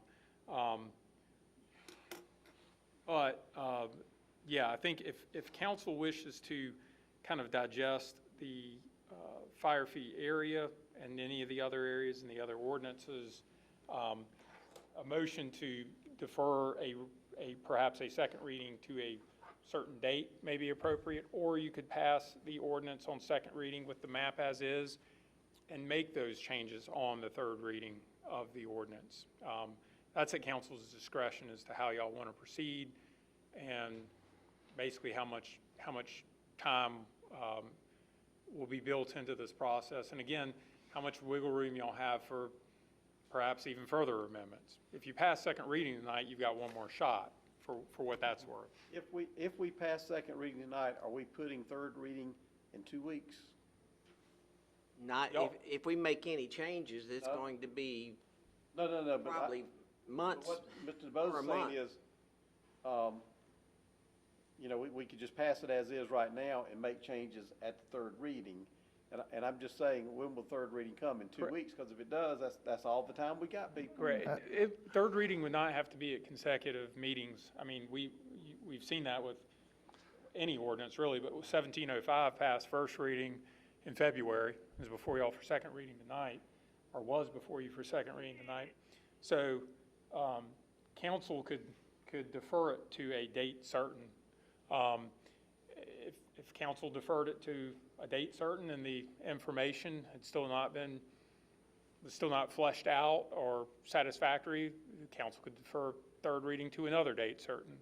I believe from. You know, we've always said we don't like to make changes on at third reading. Yep. We want it to be final. We want it to be in order, because third reading is it. Well, if you make changes on third reading, you still got to have a study I mean, that's, to have the correct information. John, could I Go ahead, Mr. Willis. just pose a question? Would we be better served to have Councilman Carnes' amendment, so we're dealing with the cleaned up ordinance in the book, except for the map, and then at that point, assuming that would pass, defer to whatever date and let council give us feedback, because to the extent we amend the map, that's going to amend the study, which is going to amend, you know, what we can do with the CIP. And again, study areas, you know, if we take recreation outside the regional sports complex, can't spend the money down there. So fire is just, you know, hey, just pick which fire districts you want it to apply to. my comment is, I'm like Ms. McGriff, third reading, we should know what we're doing. That is not the point it's not the point that we should be in discussion and altering these areas. But I do know that we've been talking about impact fees for 4+ years, and we seem to be a little further forward, but we haven't really had a discussion. And I think Mr. Willis asked for feedback from his council about the areas, and I don't know if he got any. He didn't get any from me because I didn't have a problem with the areas. And I'm also concerned that we just passed it. Well, that's fine, that's good. I'm glad he did, but you know, we're having a discussion here now, and you're still not clear which way council is on this. And I've also got a problem with the ordinance, procedure ordinance we just passed that had a milestone date in there of 1st of October. Surely that date is going to get changed if there has to be further studies. And my bet is that we won't do this before the 1st of January. I really don't think we need another study. We just need explanations on what we can and cannot do. Can we take areas out? To bring another study in, no, I'm not saying that. If you modify the area, the study has to be updated. You have to get it updated. I'm not saying that. I'm saying, what will the impact be if we just do the Panhandle? Will a study have to be? So- What will the impact be if we include Camp Creek?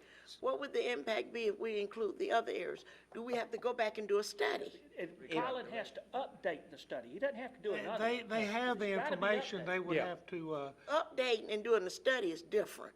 Correct. they have the I still- information, they would just have to recategorize it. Updating is not a study, y'all. Updating is just changing numbers. So, Mr. Chairman, to, Go ahead, Ms. Carnes. well, we have several motions on the floor, one of which we have not taken a vote on, but, Yeah, Council, I would say prior to taking a vote on the map issue, and this is more perhaps for transparency to the public and the development community, the fees set forth in section 5 of this ordinance are fees that are based on this entire service area to pay for capital improvements that are for the entire service area.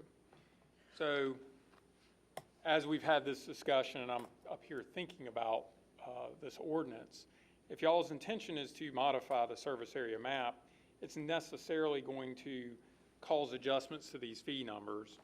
And I just posed the option and I guess the policy consideration and legal consideration to council that, and this has been stated by some council members as well, that these numbers are necessarily going to change in section 5 if the map boundaries change. To that end, perhaps the appropriate action is to even defer second reading to a date certain, but have specific guidance to staff and legal and our consultant about, give us an option A, B, and C. We can Baskin-Robbins this thing and have 31 flavors of this particular ordinance. Like include this, exclude this, and have some iterations of the ordinance that include certain areas or don't. Now, I don't want Ms. Belk to have 5 versions of her CIP. I We'll- see right there. So We'll hold that till this gets settled. So what's the time frame on doing that and him updating the numbers, not updating the study? So Mr. Chairman. the numbers are going to be driven by what study areas are included. So No, I'm saying time frame. I think it'd be an ask to have it ready maybe by second reading, but perhaps Colin could have it. I mean, he has the data.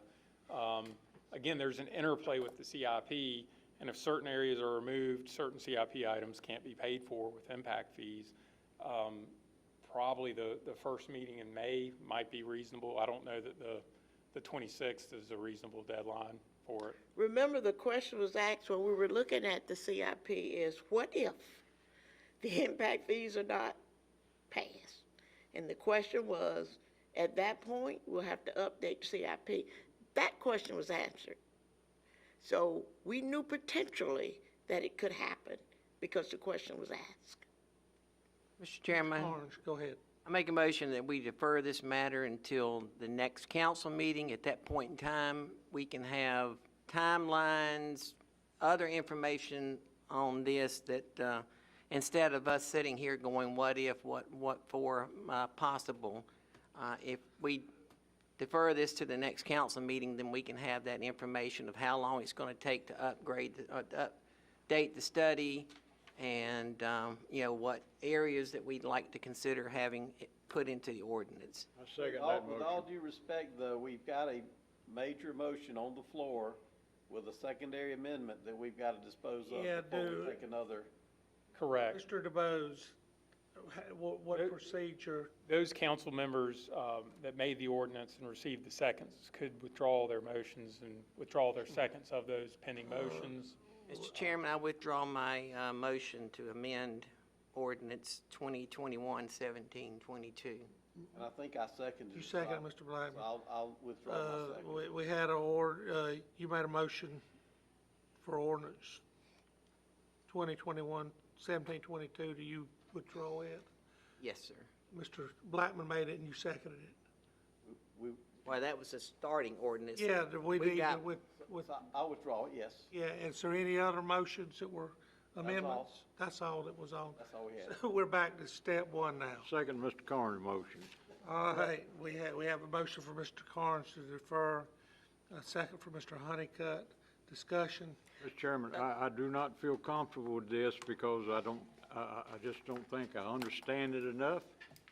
I'm looking at what I've got here on this, screen, and it's saying that, for a greater panhandle, for, fire impact fees for retail is $1,478 per 1,000 square feet. Now, that is a lot of money. Are we going to kill growth in that area because of impact fees? I hope not, but it bothers me that we might, and I just don't know. I just don't understand all I'm seeing here, and it's and that's why I second his motion, because I think it's thing to do. Mr. Chair. Honeycutt, If I may. all right, now where do we go from here? What information, go ahead. So, I think deferring this for information about timelines and projected ability to update the study going forward, and having that information at a deferred second reading of this ordinance is well and good, but I think in some respects we still may be discussing this in just kind of broad hypotheticals. I think an important factor for our consultant would be, well, what exactly am I changing? Because that might drive the timelines of If he's only gonna take Camp Creek out, that's one thing. If he's taking Riverside, Shiloh, and Camp Creek out and basically cutting it in half, that's a whole nother issue. And so, to John's point, in order to answer those questions, we're gonna need some guidance from council. That's what I was gonna suggest. I What think if- we can I'd like to discuss have those after the ordinance is approved I'd like of what to, we need I'd to like do. to have a committee of the whole again, before our next meeting, so that y'all can talk about all your concerns. And we've done this once before at another committee of the whole, and we all just kinda sat around. And Yeah, not we say got some anything. concerns, but we never did enough sharing of, well, this is what I can't take and this is what I can take. And I think the fact that people have talked to us about it and asked questions have moved me to this point. But I do agree that before we move forward, Mr. Honeycutt needs to be satisfied. I need to be satisfied. Alan needs to be satisfied. I'm just saying, before we move forward and make a decision, we need to be comfortable with it. But in saying that, Mr. Chair, could I have Brian to repeat his motion so I can understand it clearly? I made a motion that we defer this matter until the next council meeting so that we could get updated information on what kind of timelines, what it's going to involve in updating the study to be able to take into account all the things we've discussed. And if we have the committee of the whole soon enough, quick enough, that'll give Mr. Willis a chance to understand how much change we're talking about, so he can figure out from our consultant how long it's gonna take him to get back to us with the update. And to Councilman Carnes' point, we can put it off till the next meeting, talk about it, but until I know what y'all are looking at on a map, I don't have anything to tell Colin to give me a timeline with. Well, that's why you need to talk to the council members. Either John needs to talk to them. Somebody needs to talk to them and get our point of view across, whether it's at a meeting of the whole or individually. Y'all need to understand where we at in this. Well, we already did that in the committee of the whole, and there wasn't much comment from council. And now when the rubber hits the road, there is comments. Rubber hits the road when you talk to your constituents and people talk back to you. I understand that, but I just don't, we kind of at an impasse because they need information from us, and they need it before they can give up their information to us. That's where we are right now. Well, So- we can either do one or two things. I can amend my motion, change it to say that we're going to postpone this till after the next committee of the whole meeting when we discuss it. And also on this, on the way we passed this procedure motion, and then we got all these other ones underneath it. They can be changed at any time, I assume, and relatively easy change. So what we're voting on is not going to be set in stone. So if you got problems and want to make a motion to exclude areas tonight, that's fine, and we can either put them in or exclude them at a later date. But it sounds like we're just not getting anywhere. From the comments I've heard, I think we're gonna have these same discussions on the next 3 ordinance that we consider, so, you know, if I'm incorrect, y'all correct me, but I think I'm correct. You're so correct. I'm willing to make a motion to defer every one of them for the next 3 ordinances, once we get past this one. And you are absolutely correct. Mr. Chairman, if I could, unless council directs otherwise, based on what I'm hearing, when Kim and I talked to Colin, I'm gonna ask him to cut it down to the Pleasant Valley, Indian Land, Van Wyck fire districts for everything. Sounds like y'all have no interest in coming south of that Well, area. that might not be true of all the council members. That's correct. Well- I'm satisfied with the way it is right now. I'm more than willing to allow other council members to outvote me, because that's life, and I've lost many, So many be- battles in my life. So, I'm happy. you got to get takes 4 votes to make it pass. First Mr. one to Willis, 4 wins, but Mr. But Willis, so- isn't it a so fact be that careful if we, talking about generalities of We want to council. include south of Highway 5. Well- All we got to do is Van Wyck Fire bring it District before comes this, south of 5 this body and get it done. But I don't think that's what we want to do right now. So, to my earlier comment, I don't know that it would be super heavy lifting for Colin to look at this, approach it in this method or using this mechanism to approach it. It might be heavier lifting for Kim at a later date in amending the CIP, but would council want legal and the administrator to reach out to Colin and just say, in general broad strokes, what would it look like to amend the study to just be north of 5, including the portion of Van Wyck that comes south of it? What would it look like to just omit 1 district? What would it look like to omit 2 districts? In just general broad sweeping terms for information for y'all, now next council as a whole, like, so he can say, well, yes, if I go just north of 5, it'll take me this long. If I omit 1 fire district, it'll take this long, just for some data points on general timelines. And giving information back to y'all, I'm just seeking some guidance as to what think- timelines to produce. I mean, I think from the comments we've heard tonight, everybody's pretty much generally in favor of leaving the recreation untouched because of the mega sports complex, so that we can use money for there. If I'm incorrect, again, somebody correct me. So then we have the 3 other ordinances that you would have to deal with Colin on those. Mr. Chair, I If think we need that's to the call for case- a vote for Mr. Chairman, Brian's. All right, if that's the case, we could certainly bring back on 3. Y'all might want to consider passing Parks and Recreation tonight on 2nd. Up to y'all. all right, Mr. Willis will be seeking information for the 3 fire districts above Indian Land, Van Wyck, Yes, sir. Pleasant Valley.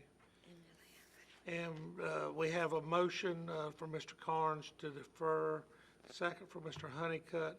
I think we're ready to vote on this. All in favor, raise your right hand. We have unanimous approval to defer second reading of ordinance 2021-1722. Let's move down to 7K, second reading of ordinance 2021-1723 regarding adopting an emergency medical service development fee. Do I have a motion? Mr. Chairman, I make a motion that we defer ordinance 2021-1723 to a future council meeting. Second. I have a motion for Mr. for Mr. Carnes, second from Mr. Well, Honeycutt. are we going to have information at the next council meeting to do this? We will have the information on what it's going to take Colin to recalculate. Are we going to have a recalculated study? Don't hold your breath. Colin may be able to pull it off, but I just don't think so. Well, I'm not talking about study. I think we've got questions that have been asked that need to be answered. And, you know, Even if we do it, put it if on we the defer it to we the can next council always meeting, we're defer not it. ready, we can defer it Yeah, again. yeah. Correct, correct. Yeah. Yes. Didn't you do that on the first one Didn't you defer it to our next council I meeting? did, and I can change this to Yeah. defer to the next council Let's just meeting, keep so them the we're same, equal. yeah. I'll Please. amend that to defer to the next council meeting, Mr. Chairman. We have a motion from Mr. Carnes, second from Mr. Blackman. Any discussion? All in favor, raise your right hand. We have unanimous approval. Let's go down to 7I, second reading of ordinance 2021-1724 regarding adopting the sheriff's development impact fee. To have a motion. Mr. Chairman, I make a motion that we defer ordinance 2021-1724 to the next council meeting. second. Motion for Mr. Carnes, second for Mr. Honeycutt. Any discussion? All in favor, raise your right hand. We have unanimous approval. 7M, second reading of ordinance 2021-1725 regarding adopting a Parks and Recreation Development impact fee. Mr. Chairman, I make a motion that we approve ordinance 2021-1725. A motion to approve, a second from Ms. McGriff. Discussion? Members of council, there is a proposed second reading version of 2021-1725 in your agenda package containing those same changes that I mentioned earlier in association with the other fee setting ordinances. Again, proposing an October 1, 2021 effective date with certain development projects meeting certain milestones not being subject to the fee, and again, referencing back to the procedures ordinance, updating the CIP date, and updating the impact fee study date. Mr. Chairman, I make a motion to amend the ordinance in conformity with the agenda packet attachment labeled ordinance 2021-1725, second reading proposed version. I have an amendment from Mr. Second. Carnes, second from Ms. McGriff. Discussion? So if we continue to move forward with our enabling ordinance that we passed first, and we're deferring a couple, but we're approving this one, but we're calling for an implementation date of 10/1. So are we going to defer implementation in total for all of these fees? That would be a council decision, I guess, depending on how quickly the supplemental data is presented and council's consideration and kind of synthesis of that data and decisions on service areas. That said, that implementation date, again, is not set in stone right now. It's second reading, could be amended. And as Councilman Graham referenced earlier, I mean, in theory, county council could pass all of these ordinances in the next 2 or 3 meetings and then take up new ordinances and amend them further. It's probably not an effective way of doing business, but I'm just saying that y'all can always amend any ordinance. I'm just gonna hope and pray for a uniform implementation date because of developers, our staff, and everybody concerned that we could keep this as simple as possible. Correct. I will note that in staff's recommendation of that implementation date and in discussions with our consultant at Tischler Weiss, having that implementation date, one, is set on a fiscal quarter. Pushing it out further may just require some generalized reconsiderations of the CIP and the impact fee study, perhaps some more wholesale amendment of it because of the projections of revenue that are being taken in versus the first in, first out 3-year time frame you're on. The CIP needs to square with the study. So again, council of course needs to consider this in a sober and deliberate manner and choose a date that makes sense. But I will say if it gets past October 1, there may be a little more work to do on third reading, but again, you don't want the tail wagging the dog. So I just put that out there as a general consideration. I'm all about October 1. I'm just saying that if we keep dragging, I Yeah, still, it'll probably be the 1st of January. yeah, for the sake of everybody, the community as a whole, staff, the developers coming in, all of us, I think a uniform date is what I'm hoping we'll all agree on. That's all I'm saying. Yeah, I would, Agree with Not Mr. voting on Blackman. it tonight, I'm just hoping and praying for it. I think, yeah, I think that's practically and probably legally the easiest thing to do. I don't know that there are any huge legal concerns in having different effective dates, but I think from a staff perspective, it probably gets very difficult. All right, let's vote on this amendment. Any discussion on Mr. Carnes' amendment? Read the amendment again. I move to amend the ordinance in conformity with the agenda package attachment labeled ordinance 2021-1725, second reading proposed version. You have to accept the map. Billy, we approved first version at the first reading. This is the second version. They amended a little bit, so we're just amending it to say. Is this on Parks and Rec, right? Yeah, it's on Correct. Parks and I Rec. can vote for that, Yeah, so it don't moving affect business. Yeah. Yeah. All right, let's vote on Mr. Carnes' amendment. All in favor, raise your right hand. We have unanimous approval on his amendment. All right, any discussion on Parks and Rec? Impact fee, any more discussion before we vote? If not, we're ready to vote on second reading of ordinance 2021-1725 as amended. All in favor, raise your right hand. Opposed? We have unanimous approval, second reading of ordinance 2021-1725 as amended. All right, thank y'all. Let's move down to 7N, public hearing and second reading of ordinance 2021-1727 regarding adopting the pilot traffic calming program guidebook. Do I have a motion? Motion to approve. Second. Motion from Ms. McGriff, second from Mr. Mosteller. Mr. Willis, Mr. Cato, or Mr. Player? Mr. Chairman, members of the council, there is no change. This is before you tonight on non-consent due to the public hearing, and nobody signed up for the public hearing. All right, like I say, we do have a public hearing. Would anyone like to speak on this? Hearing, no, I got the motion too fast on this one. No one would like to speak.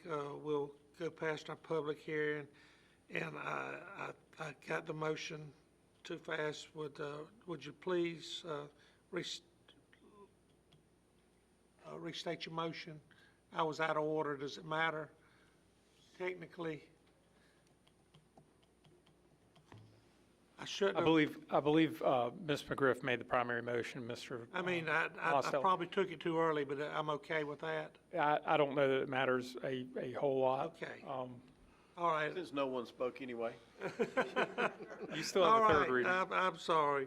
I got a little out of order, but I think our parliamentarian okayed that. So any discussion? Hearing none. All in favor, raise your right hand. We have unanimous approval, second reading of ordinance 2021-1727. All right, we have a public hearing and first reading of ordinance 2021-1728 regarding amending the Unified Development Ordinance, the UDO, for outdoor shooting ranges, turkey shoots. Mr. Burhans.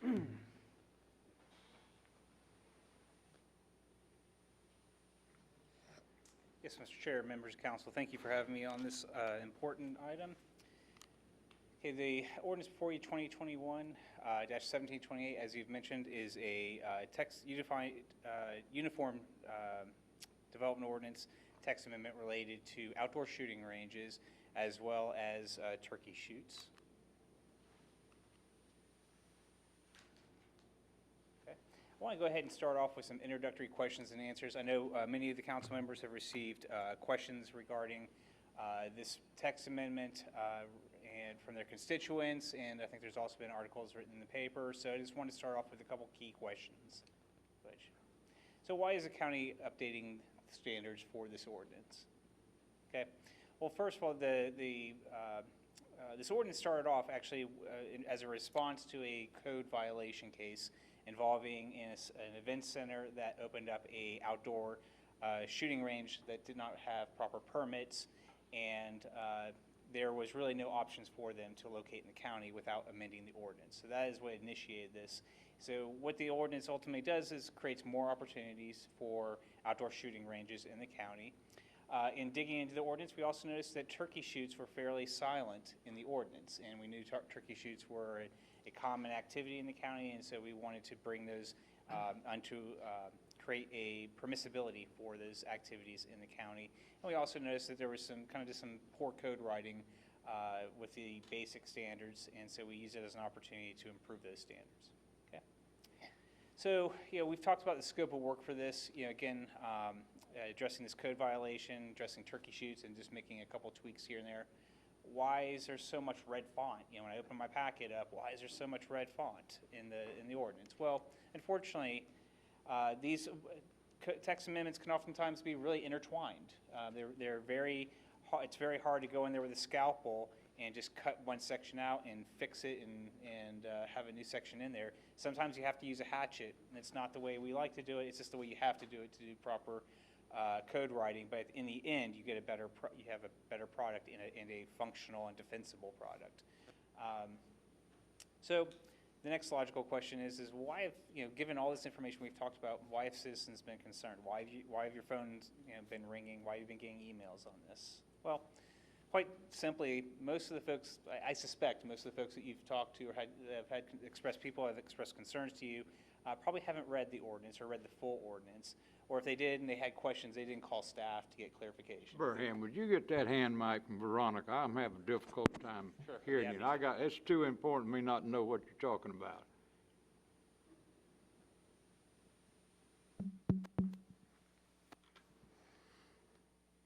Okay, so can you hear me now, Mr. Honeycutt? Yeah. Okay, great. So logical question is, why have citizens been concerned about this text amendment? Again, given that we've talked about it's a very narrow scope of work, only targeting very specific areas of the ordinance, and it actually creates more shooting opportunities in the county. And it's our belief that most of the folks that have had significant concerns regarding the ordinance did not read the ordinance. They just saw the title and got concerned and didn't call staff if they did have questions and to get clarification. For those that did call staff, they usually are perfectly accepting of the ordinance and say, oh, that doesn't really affect me. That sounds great, bye. And it's a very quick conversation. Most of the people are concerned about shooting at their homes. Can I still go out and shoot, soup cans or what have you on Saturdays, or can I still hunt my property? This ordinance doesn't have any impact on those activities. It's just commercial shooting ranges that it addresses. And when folks do dig into the ordinance and express concerns, it's about the existing standards that aren't changing. How far does a range have to be from a house, a church, et cetera, and the noise restrictions. Again, we're not changing those in the ordinance. We're very narrowly focused on this. Okay, go ahead. So let's go ahead and walk you through the ordinance. And what and probably from a big picture perspective, what we did is the ordinance looked at outdoor shooting ranges with a one-size-fits-all approach. And that's not terribly uncommon. And what we did is we dug into it and created what we consider to be a more dynamic approach. So when we looked at Chapter 2.53, this is the section of the ordinance that tells us where shooting ranges can occur. Now, currently, they're allowed in the agriculture district and the light and heavy industrial districts. Well, the first thing we thought of was that shooting ranges probably aren't appropriate for our industrial districts. There's not a lot of industrial acreage in the county, and they're not compatible necessarily with industrial parks or other businesses. And there's really not a demand because really the price of industrial land is probably higher than what a outdoor shooting operator could afford to pay. So we proposed taking those districts out, but adding in the rural residential and the rural neighborhood districts as well as the open space districts to kind of offset that. And there's no change to the ordinance, but opening a shooting range in any location was going to require a special exception permit by the Board of Zoning Appeals in a public hearing environment. Okay. So in terms of the actual commercial range standards, when I said earlier, we created a more dynamic approach. This is the section that really, where that comes out. In the agriculture and the open space district, you can open a shooting range of any type. You want to shoot pistols, rifles, shotguns, have an archery range. You can have any of those types of facilities so long as you can meet the standards. In the rural residential district, again, this is a district you're getting in closer to neighborhood communities, you're only allowed to open a shotgun range type facility or archery type equipment. And so that's, again, just within the rural residential district.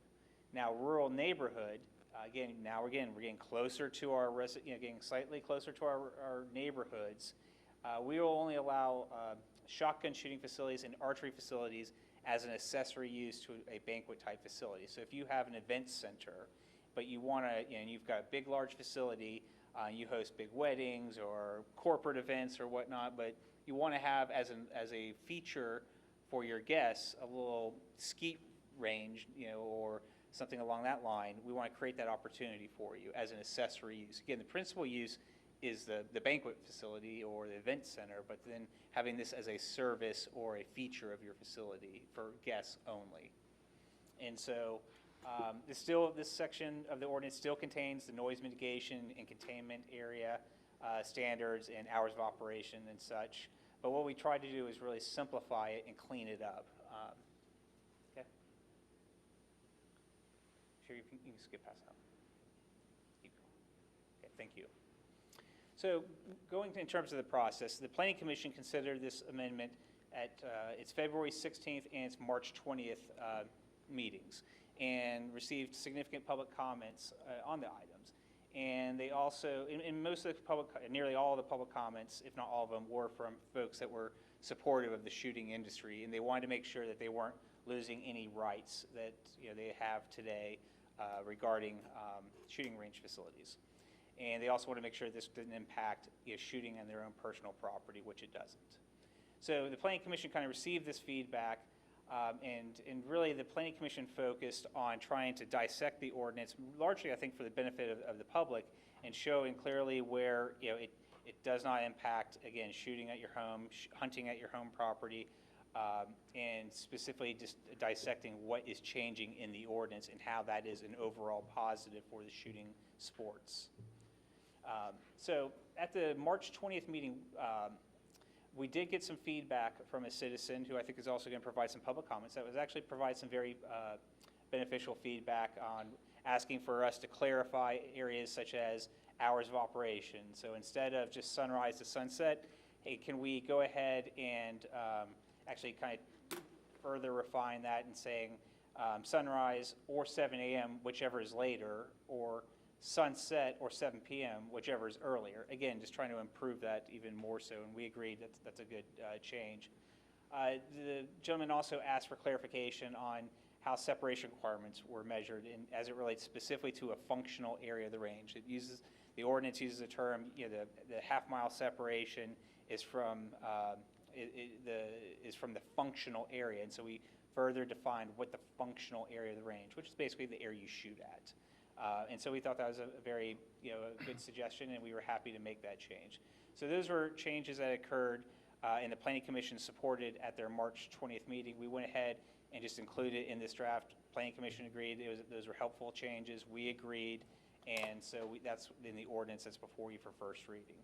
So at the March 20th meeting, the Planning Commission gave its final review and consideration and voted 5-2 to recommend approval of this proposed text amendment.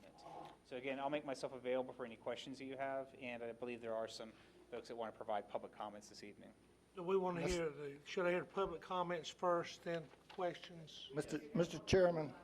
Let's go and do the public. Mr. Chairman, I got a question for the attorney. Since I own an event center, should I recluse myself from this discussion? Now, the event center does not have a skeet shoot, does not anticipate having a skeet shoot, but since Mr. Burhan's mentioned the event center specifically, and I'm in that business, should I recluse myself? If you might theoretically have some kind of skeet shoot at a later date, perhaps. It might not be part of your present business plans. So I should then? Yeah, I mean, I wouldn't want you to vote on it and then decide to do something like that 2 months from now and it gets called into question. All right, I'll recluse myself, Mr. Chairman. All right, thank you, Mr. Graham. We do have, let's go ahead with our public hearing. We have one citizen signed up, Mr. John Baker. Go ahead, state your name and address for the record. John and you will have Baker, up to 3 minutes. 2293 New Hope Road, East Springs. Let me first start out by thanking Planning Commission and planning staff for incorporating the changes that Rox mentioned that I brought up at the meeting back on March 20th. Now, at this point, I'm largely happy with the ordinance. I think it addresses issues very well. There was one issue that was brought up by a member of council, and that was about a CWP instructor, doing something, I guess, on his own property or maybe somewhere else that, the ordinance should not cover that. And I put together some rough language, which you should have a copy of, which would cover a CWP instructor. The one thing that was not addressed at Planning Commission was the separation distances, which currently says 1/2 mile. Well, 1/2 mile is really problematic because that's in every direction from the functional area. Well, if you have, for example, a 400-yard range like they do at the Take Aim range over in Pageland, you would need just under 700 acres to have a shooting range, which would basically mean we won't have a shooting range anywhere in Lancaster County. So 1/2 mile in the direction of fire is fine. 1/2 mile behind the shooting position is absurd. So I would urge you to take a look at making some revisions there. And that first one is supposed to be 0.5, not 0.05. And then finally, Section I talks about if a range is not active, then if it goes for a certain amount of time, then they have to apply all over again. Well, a range may not be active because of an ongoing judicial proceeding. And I would simply suggest that in that case, the countdown clock on the expiration should be held in abeyance until that judicial proceeding is concluded. Other than that, I have no problems with the ordinance, and I don't think anyone else will, and I fully support it. Thank you very much. All right, thank you. That concludes our citizens' comments this evening. Now, I'm looking for a motion to bring this matter to the floor. Do I have a motion? Motion to approve. Mr. McGriff. Second for Mr. Honeycutt. Discussion? Mr. Chair, Go ahead. the proposed revisions that Mr. Baker spoke about, Rox, will you look at that and make, decide whether they should be included or not be included? And we will take your recommendation, take it on once you have looked at them and made some recommendations. We'd be happy to do that. Okay?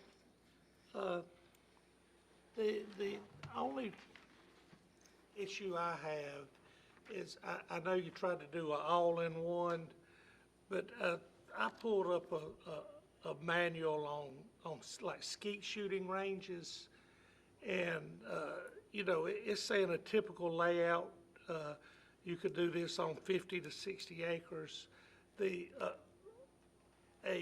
I guess a skeet range has a fall zone of what, like 300 yards?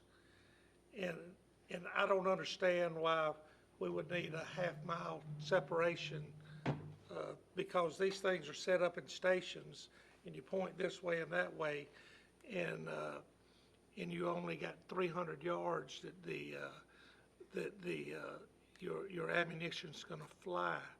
And I'm concerned with doing 2,600 feet that there's going to be very few sites that that anybody can build by right without having to go through the zoning boards of appeals. So that's my big concern right now. And that's why I turned it over to Rock for him to give us some feedback on whether it's reasonable. I'd like to, if I could just jump in on that one point though, and that's, that gets into the broader base standards that are already in the ordinance today, that that was an area we did not want to get under the hood of beyond just cleaning up the language, because, we're not firearms experts, and I don't believe there's really anybody on staff that is, and so we were a little uncomfortable,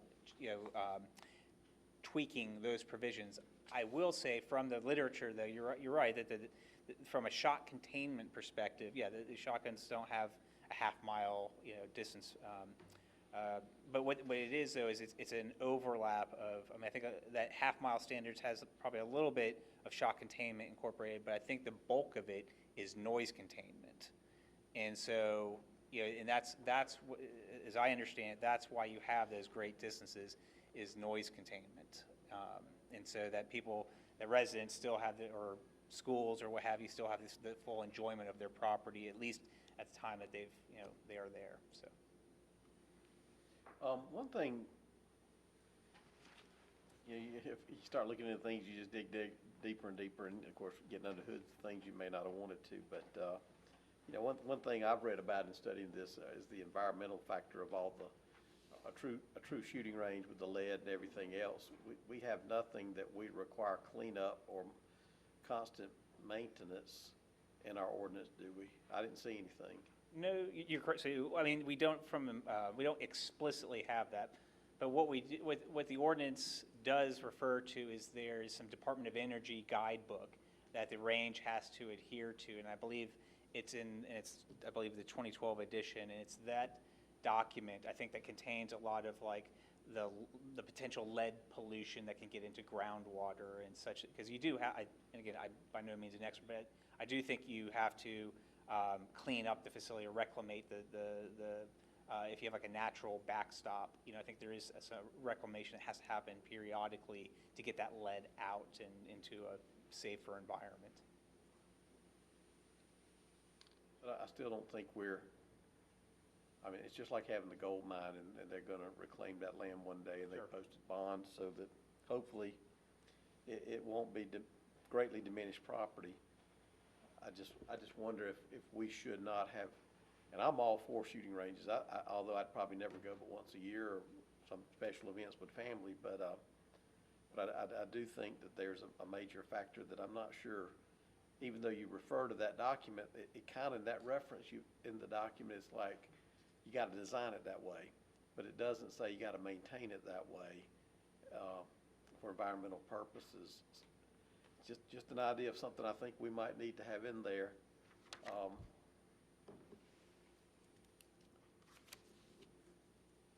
And looking at other ordinance throughout other areas when it comes to that particular, I don't know whether they're that specific, and if they are, we need to see a version of it. And we can certainly, just in the spirit of Ms. McGriff, where you started, looking into different things, and we can certainly look into that to see if there are other ordinances. Oddly enough, and I may be over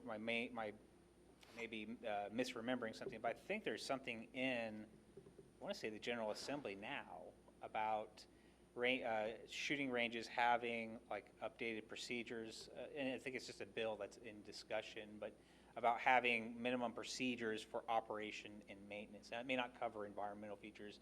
I was just going through it quickly. I know it does, safety, and clearly posting what types of weapons can be used on a facility, if there's any ammunition limitations, having things very clearly posted. I don't recall if it had environmental, having an operation and maintenance plan of when you're going to reclamate, at what milestone you're going to achieve that. And we can certainly dig into that also a little further if that's already something that's being discussed at the state level. Yeah, well, I know the state doesn't have it right now. I don't know about proposed legislation, though, because I did read the state ordinances about local ordinances and the sound problems and abatements and things like that.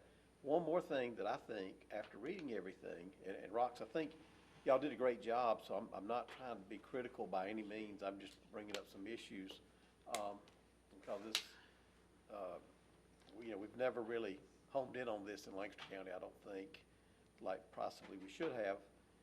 But as I read it, if I wanted to go into the shooting range business, no matter what kind of range it was, I would almost have to hire a professional up front to design it from me so he could seal it. Because I don't think anybody, John Baker here is very knowledgeable, smart fella. I'm not so sure, I know it has to be sealed at the end of the day. Sure. But for him to start thinking, and I'm just using him as an example, so I want to go into the range business, he would have to spend some serious money up front just to get the consultant to advise him, because if he kind of did it on his own as an amateur, he may miss some major investment points. And I'm okay with that if everybody else is, because if any constituents call me, I'm gonna say, hire somebody up front or don't start it, because you don't know what you're getting into. I think we need to look at this. I'm looking at a diagram on a typical 40-acre shotgun range. If you go 1,800 feet from one side of that range to the other, you add 2,600 feet, 4 different ways, you're gonna end up with a 7,000 by 7,000, which is over 1,100 acres. We need to, before I can vote on this, I've got to have some serious, there's nowhere a range would be approved in this county. I will add, again, just one more kind of piece to that.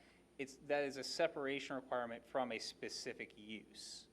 So it's not that you have to go and acquire that land a half mile from the shooting, the functional area of the shooting range. It just is a separation requirement. Yeah, that's what I mean. You could possibly have to have 1,100 acres to be a half mile away from a house or whatever.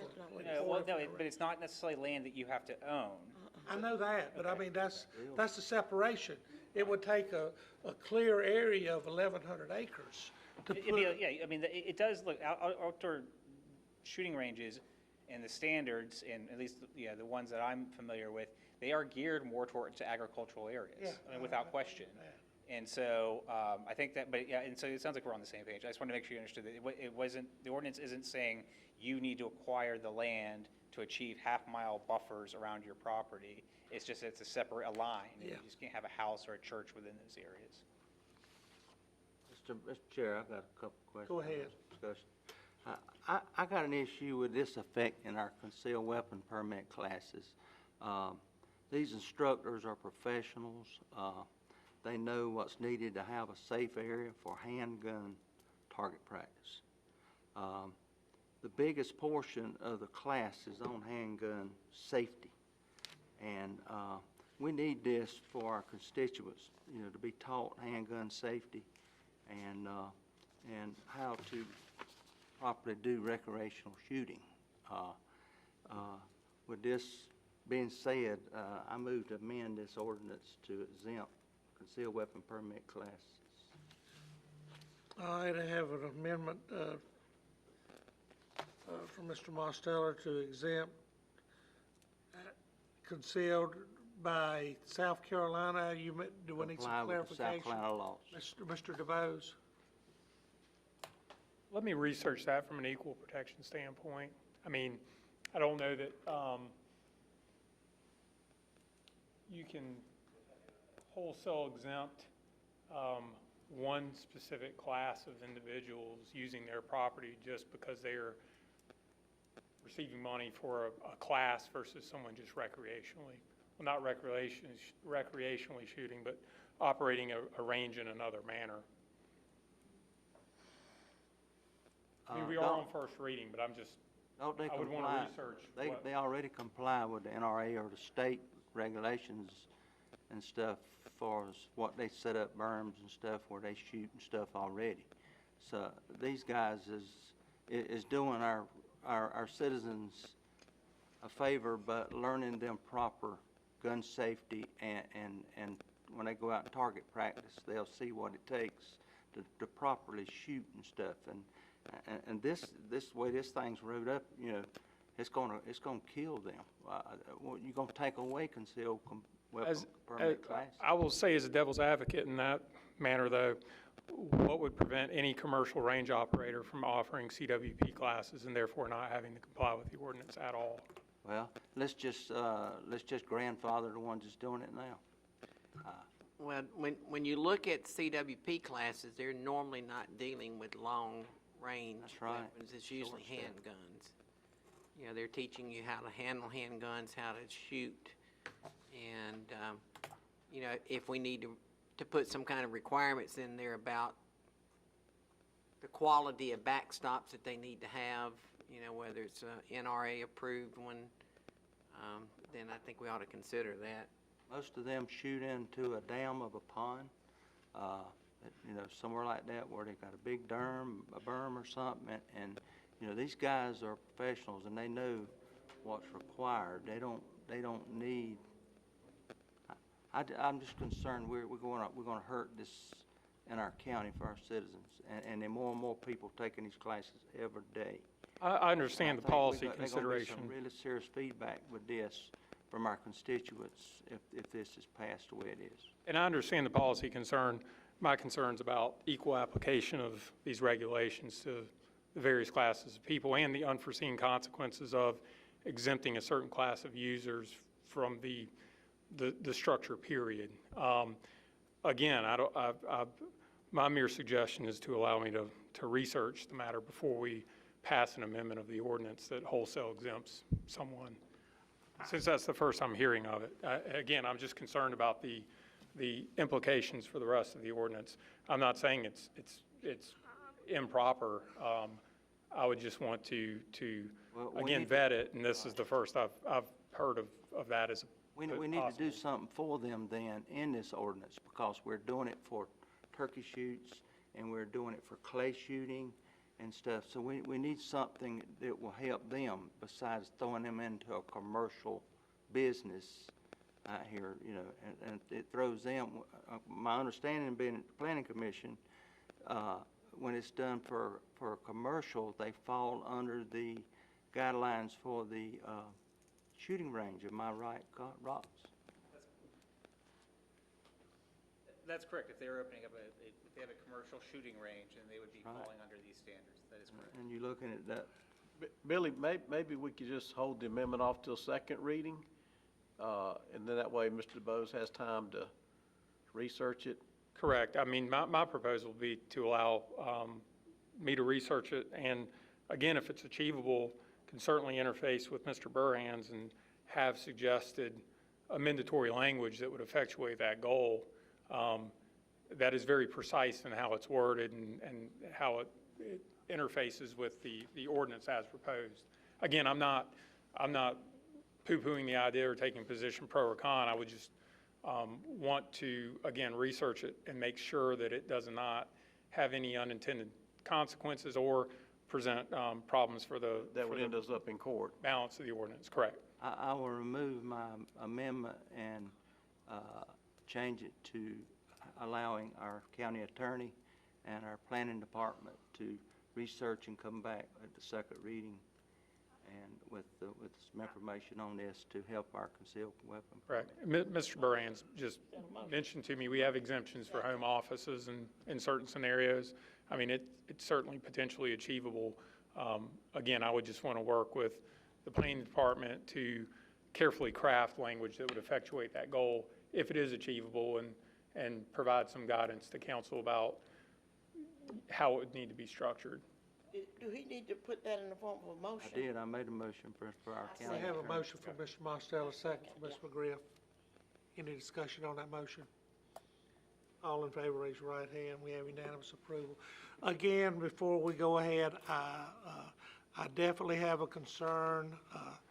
I will probably vote to move this forward, but if I'm wrong on my calculations on like a shotgun range of the required area that you've got to have, I will not be able to support this going forward. I know noise is a concern, but I don't know the decibels or whatever of a shotgun 2,600 feet away would be very low. So if you could do a little more research, I know you try to do all in one, but if you could possibly look at some setbacks on a shotgun range to possibly be different, I would appreciate it. You know, one more thing too, we may be asking too much of staff here, but, you know, I'm always curious, what does Greenville County do? What does Spartanburg County do? Do they have ordinances? Are they, I'd hate for us to keep reinventing the wheel here. Yeah. When there may be a model ordinance out there. Again, I think if I could just maybe offer a big picture response, and I think, again, if you go back to where we started with a code enforcement violation case, dealing with a very narrow issue or circumstance, and now kind of here we are at first reading, we're talking about basically reevaluating the entire ordinance and some of the hallmark provisions, whether they're good or bad or otherwise. And so what the council may want to consider doing, and whether it's now or whether it's sometime in the future, is maybe, there are, as I understand it, there are NRA range, certified range designers, if you will, or folks that have taken the NRA range design course. I think there's a course and receive some sort of credentialing. Is maybe having someone like that evaluate the ordinance and providing recommendations of, no, you guys have a, half mile is what you want, or no, it's a little too restrictive, and giving, council some, best industry practice advice from an actual industry expert. And that, I think that would maybe help dispel, some of these, and you may find, maybe these numbers are too high. Just some food for thought for council. Okay. I think it's a great idea. All right, well, let's, this is just first reading on this. We have an amendment, we have voted on the amendment for Mr. Mosteller. We're ready, any more discussion at this point? So we're ready to vote on first reading of ordinance 2021-1728 as amended. All in favor, raise your right hand. So we have unanimous approval, 6-0. Mr. Graham recused himself. At this time, we'll take about a 10-minute break, and we'll start back about 20 till 9.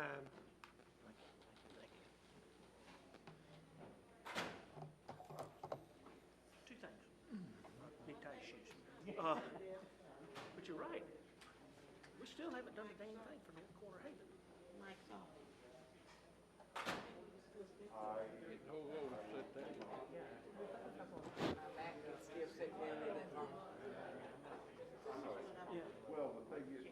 Kim checked the silent. We're looking at least. When you asked him to speak into that handheld mic, if not, couldn't hear him any better than when he was talking to the other guy.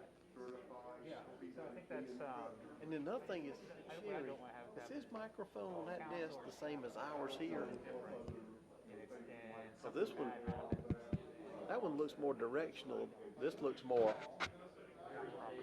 yeah, it's like trying to design a road. That's got the same foam and everything. This one does. All right, go build this road. Yeah, we don't know that it really needs paint. It's kind of like. He's a good old fella. We can immediately. Very slow. Then we can set it up. Yeah, it's a half mile from each direction. Yeah, I mean, I can hear him, but I have to listen carefully. I can understand you're. But this one seems to pick up all around.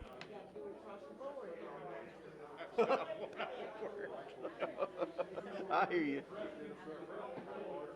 it also, it also depends on like what kind of range he's running, because like if he has a pistol range, that might be 25 yards. Then you measure from those points. If you've got a long rifle range, now you're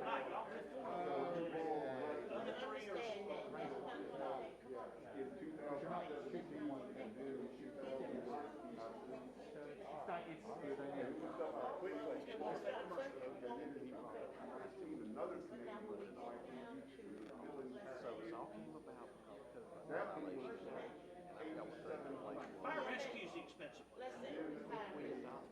EMS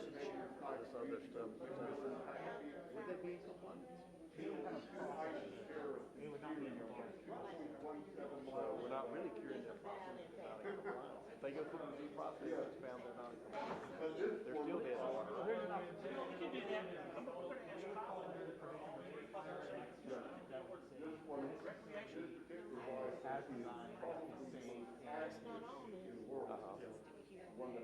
Make that argument for the Board of Zoning. But that's why John crafted them, so we can look at each of them. Only thing is creation. We're only gonna do 50% of fire, we're gonna do 100% EMS. Council has a multitude of options that John has crafted.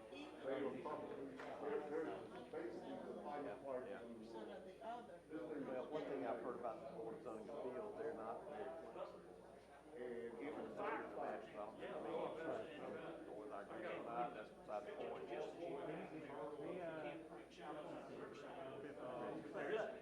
That matters, if we got a half mile setback, quite a half mile, although the expert says it's okay. Will they give us back? And you can do it individual. It is a, Residential as well as commercial. it's not something they probably examine.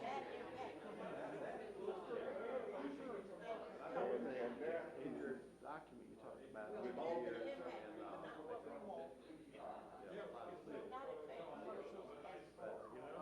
Bad as 100%. The other side is, don't be impact. Redstone and red Your 1,100 acres calculation right on the mark. I did the same calculation. You got, We need commercial. Sure, and that's the beauty of what John's crafted. I'm relying on Jamie You can Gilbert, have who one works map with for the parks NRA. and recreation, separate map for fire. You can have a third map for sheriff. And that's where I think the confusion We're not gonna have a whole lot of this is anyway. separation. And how do we Make it almost separate? impossible for somebody to get a good rate. I want to do impact fees in the panhandle because they need it to meet whatever growth they have in that area. But I don't want it to impact anything south of 5 because that's not ordinance. I mean, you know, we need commercial. Johnny Kim went to need, Even today, without this ordinance amendment, and we're gonna be talking about public safety, just the three. Yeah, I mean, I like your idea of hiring an expert to review it and give us ideas. I mean, it's a great idea. But again, I kind of wish there was a model ordinance out there that we, could almost adopt. Right. We still get the expert to review it. Again, no matter what happens, if it doesn't go right, county council just blames it anyway. Taking this area. Almighty, I got, like Steve's example, I got 50 acres, they still won't approve it. But this little model here says I can get about 40, that kind of thing. It's just, Commercial and housing. although it won't be much, I mean, very many times that's what happened. Just one or two. right, And I'll tell you what, I've always had a dream of opening up an indoor shooting range in East Springs. I got a building that's pretty long and all this, I thought about the adaptability, but it's really not wide enough for the shooting station. But after reading that, I'm going, ain't no way I'm gonna go to all that investment and trouble and everything else. I heard that the air purifiers on those things is just crazy expensive. Yeah, I'm sure they are. I have no idea, but just reading that, that pipe dream. Not that I'll ever really do it. Yeah, but I would love for a friend of mine to come up and say, hey, I'll lease your building, I'll buy it, and I'll do that. Hey, you're making a lot of money, I'm glad to see you do it. Right. I don't like to help anybody now. Yeah. Just three fire districts. Mr. Chairman, I was saying, I can live with north number 5 for impact fee, even with commercial. South of that, we need our growth. We need commercials coming in this area. And we need to know how to separate each one. that's the beauty of John's crafting. You can pick and choose. It's like a Chinese restaurant. Column A, column B. And I was saying, they've done the study, they're just gonna have to recalculate the numbers. That's gonna impact with our CIP, because all of those numbers are in that, capital improvement plan. It's all in there. Just so y'all can follow, we've been able to call him. He says the other stuff he's got going on.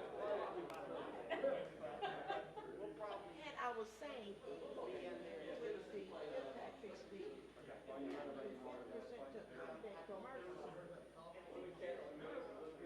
impact fee to the home, that would affect commercial. We gotta do what we gotta do in order to.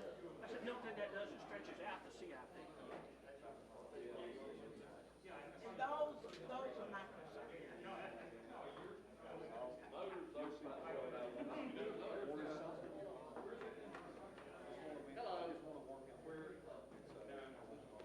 Come on back in the house.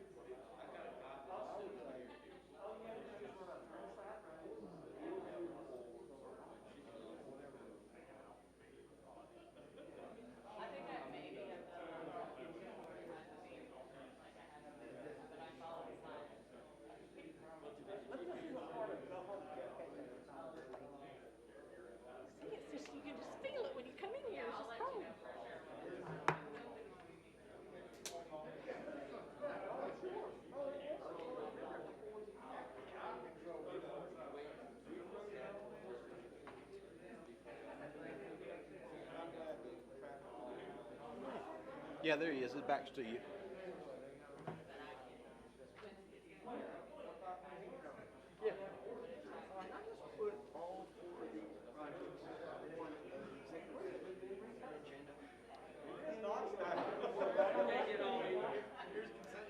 Hey.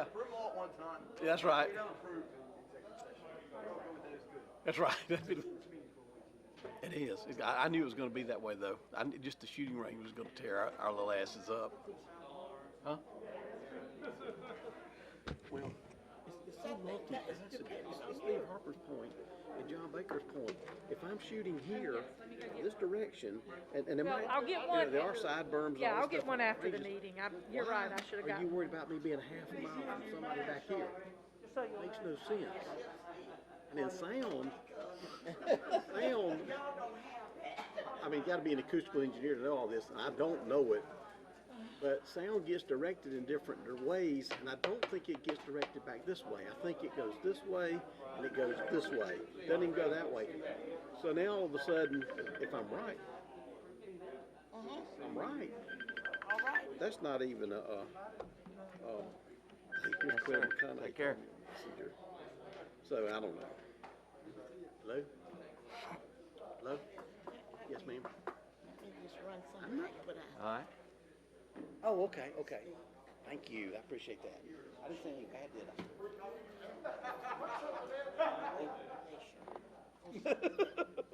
Bad habit. I'm sorry. Do you have the sign-in sheets for citizens' comments?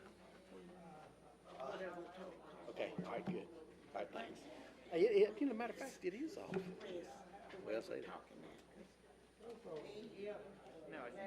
Yeah, I know, I got some issues with Yeah, commercials, so- just don't kill our growth. Yeah, if we can, What do y'all plan? we can live with that, and I think it's gonna come heavy from him. I mean, from the chair, I'm making a recommendation. I'm talking my recommendation with impact fee. No, I'm standing with south, with north of, number 5. Ms. Sampson, let me I know. don't want it to impact our growth on this end, because we need commercial. Sampson, let me know when we're ready. I mean, it'll, well, Hey, we're fixing to start back. I'd like to call this meeting, the Lancaster County Council, back to order. Let me get, where are we at? I done lost my place. 7P is a pop-up.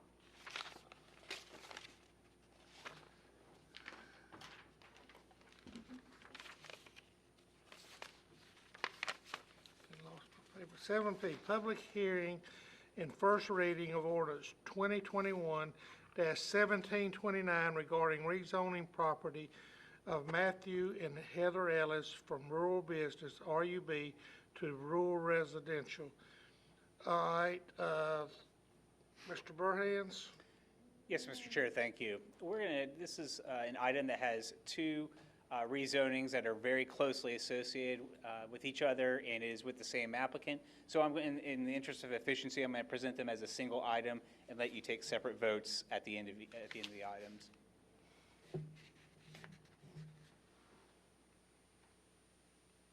Okay, so the first ordinance before you is ordinance 2021-1729. This is a proposal to rezone 1.75 acres of land from rural business district to the rural residential district. The second sister case is ordinance 2021-1730. This is a request to rezone 2.17 acres of land from rural residential to rural business district.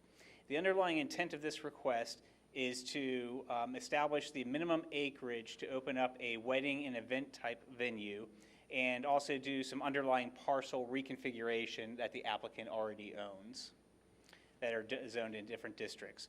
The site is located on the east side of the intersection of Shiloh Unity Road and Old Camden Monroe Highway intersection, and the applicant is the Ellis family. Okay, just to get everyone familiar, the subject property is outlined in yellow, and as you can see, it's a relatively large site with an unusual parcel configuration.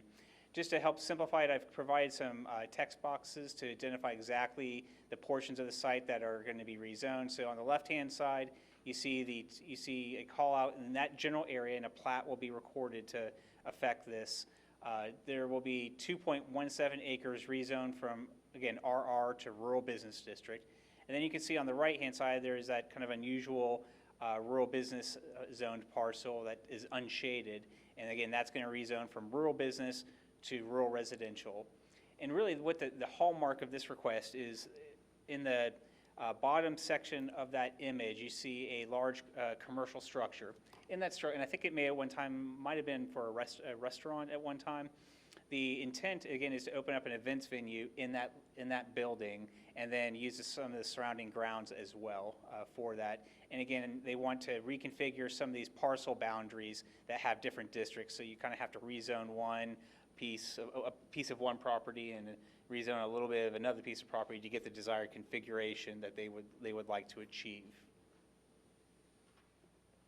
Okay, just to help give everyone some familiarity with the general location, you can see the building that I referenced earlier in the background of that first picture on the left-hand side. But there you're looking south at 6815 Shiloh Unity Road.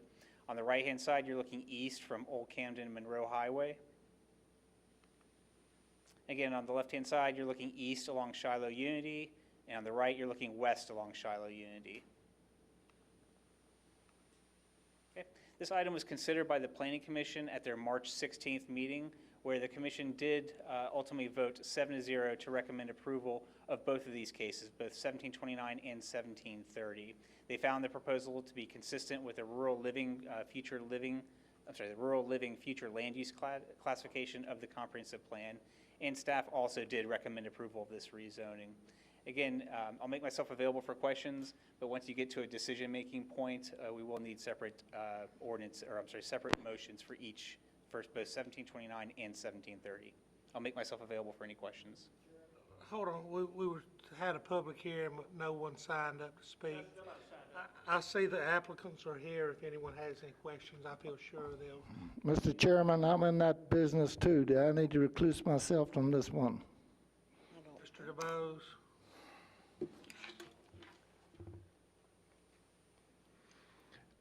I don't think the vote on this necessarily directly impacts your financial well-being or that of your business. I mean, in theory, it might. If you're uncomfortable voting for it because it may be allowing a potential competitor to come into business, then, you know, I think a recusal would not be improper, but I don't know that it's hard and fast required necessarily. Thank you. I'll stay.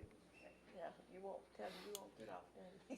I read all this. So this is gonna go to the RUB, that's gonna go to RR. Why would the right side just not stay the same? Why does it have to go to RR? And that's because the map that you have there doesn't, as I mentioned earlier, part of the rationale for the rezoning request is to kind of achieve this overall new parcel configuration. And there's an exhibit in your packet. I don't have the exhibit number, but it looks something like this. It's actually a survey prepared by Crumpler and Associates, and it shows the ultimate, desired parcel configuration and why the pieces need to be rezoned in the manner that they're being proposed. And I can certainly, I've kind of highlighted mine just from a reference. I'd be happy to loan you mine if that's helpful at all. It might show it more clearly. But it still doesn't quite answer my question. Why can't it all be, I'm okay with all this, I'm just curious. Sure. Well, so I think the intent is to operate the events venue on the rural business district property. And I believe it's the intent also, and I'll ask the applicant, the Ellis family, to clarify if I'm mistaken.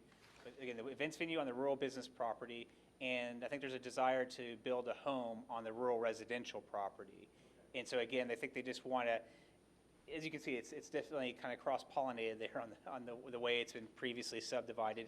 This rezoning will help support the new venue, clean up the properties, and also allow them to build a home on the desired parcel that they wish to.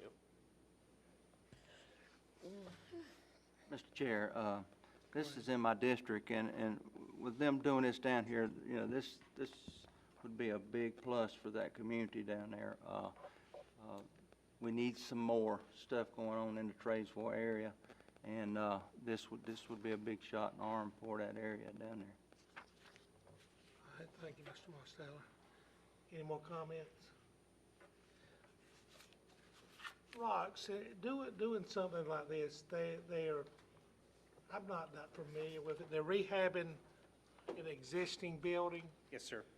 What kind of upgrades are gonna have to be? We need to encourage these type, because we have a lot of, in my community, I have vacant buildings and smoke rise on 521.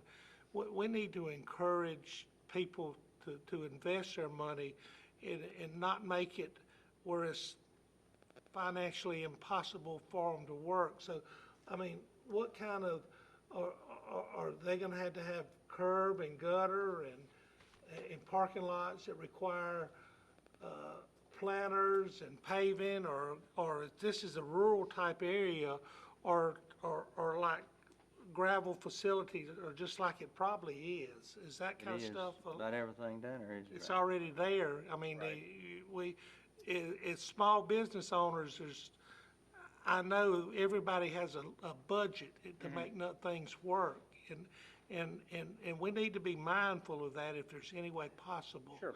So I think I'll give you some knee-jerk feedback on that. We've worked with a few of these types of facilities in the rural areas of the community. And so certainly the biggest, from a cost standpoint, one of the biggest cost drivers will be if there's going to be any building code improvements needed. Now, if I'm correct in that the building used to be used for a restaurant, that's a plus because that's an assembly type use. It's a building that's previously been designed to have groups of people in there. So hopefully the upfit expenses will not be as great for having a wedding venue versus, a gathering with people eating in a restaurant. Now, the site improvements that you're mentioning, like paving and parking, certainly it's a consideration when you have a proposal like this. One of the things if you look at it from if you were to look at it from a full occupancy standpoint, okay, you get the big wedding comes in, right, and you've got hundreds of people there. Who knows, and who knows how many cars that could generate? You could be paving a ton, and as you're mentioning, it could put you out of business, or you may not ever be able to open your business because the expenses are so great. So the ordinance has a good provision where it allows applicants to, if they only have an occasional need for volumes of parking, they can do that with something other than pavement. Okay. So you kind of you would pave like your office parking for your employees or your staff, whatever. But the big wedding venue, that's only going to happen once or twice. It's not going to be used every day. If it was everyday use, if they decided to open up a restaurant, they would have to pave it. That's right. Yeah. Okay, all right, okay. That's the only thing I had to add. So on a wedding venue, they could just maybe do a couple handicap parking places, paved or something like that. But this area down here, Traysville, pretty much everything down there is gravel anyway. Right. The roads has been updated some, but we need to work with these people and like Councilman Harper said, get some of these buildings that's sitting empty back up and sure, and businesses being the people good starting a business. Off the top of strictly off the top of my head, I mean, the last one I recall, I think they were asked to pave something like 3 or 4 parking stalls and the drive aisle going in, but the vast sea of parking for that big wedding venue, kind of like Walmart at Christmas, where the parking lot's jam packed at Christmas. All right, I think you answered my question. All right, thank you. Thank you. Now I'm looking for a motion to bring this matter to the floor. Motion to approve. Have a motion from Mr. Honeycutt and a second from Mr. Mosteller. We're approving the first rezoning, right? This is the first one. 1729. Yeah, this is 1729. Have a motion and a second. Any discussion? I think we're ready to vote. All in favor, raise your right hand. We have unanimous approval. Let's go down to public hearing and first reading of ordinance 2021-1730 regarding rezoning property of Matthew and Heather Ellis from rural residential R to rural business RUB. Mr. Burhans has already discussed this. I don't think he has anything to add at this time. We have a public hearing, no one signed up, so I'm looking for a motion to bring this matter. Second. A motion for Mr. Honeycutt, second for Mr. Mosteller. Any discussion? Hearing none, I think we're ready to vote on first reading of ordinance 2021-1730. All in favor, raise your right hand. We have unanimous approval. So this will go on the this will go on the consent agenda. Consent agenda. Yeah, since we had a public hearing. And to the Ellis's, what the consent agenda means is second and third reading will go without any additional discussion unless a council person wants to bring it up. All right? All right, let's go to First reading of ordinance 2021-1731 regarding a quiet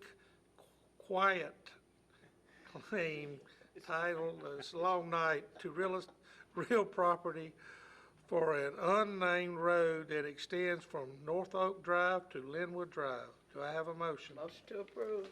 Motion from Ms. McGriff, second from Mr. Blackman. Mr. Willis, Mr. DeBose. Mr. Chairman, members of council, John received a request from Rick Chandler, a client of his, about deeding a section of road over for a subdivision on property. When we researched it, we found out that the county has never claimed ownership on this road. It apparently is a driveway more than a road. If you're familiar with the area immediately north of McDonald Green School, off Linwood Drive, there's a dirt driveway that connects back over to Norfolk. Norfolk comes up and then turns and goes north. It does not connect all the way through to Linwood.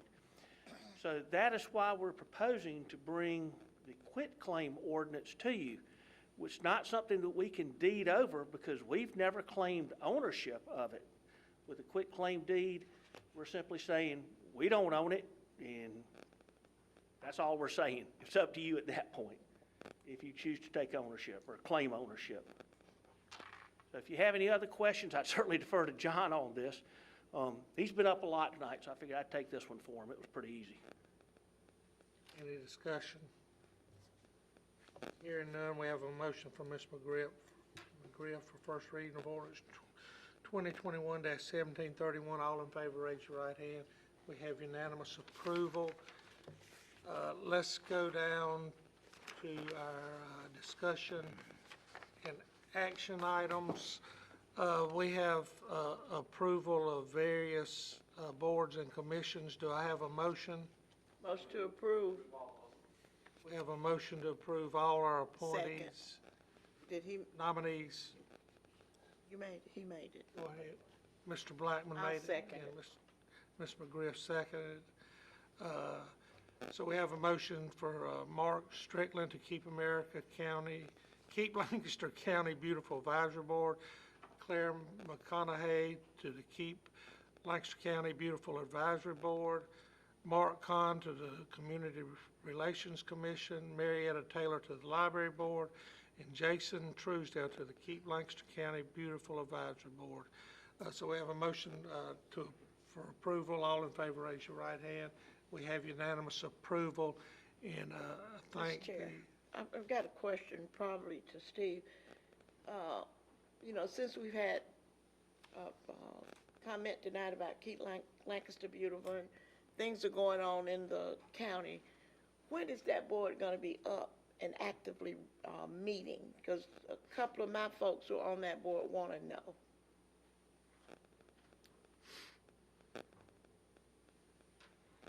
I'll check with Mandy Cato and have to get back to you. I could not tell you off the top of my head. Would you, I know we've done away with special presentations, but sometime in the next couple of meetings, have her to give us like a 10-minute briefing All right.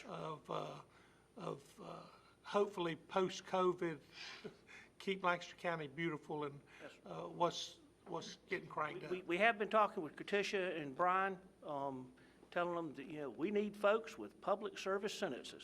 You know, also with this Keep Lancaster Beautiful, I think this is the prime opportunity to set up neighborhood committees or groups to clean up.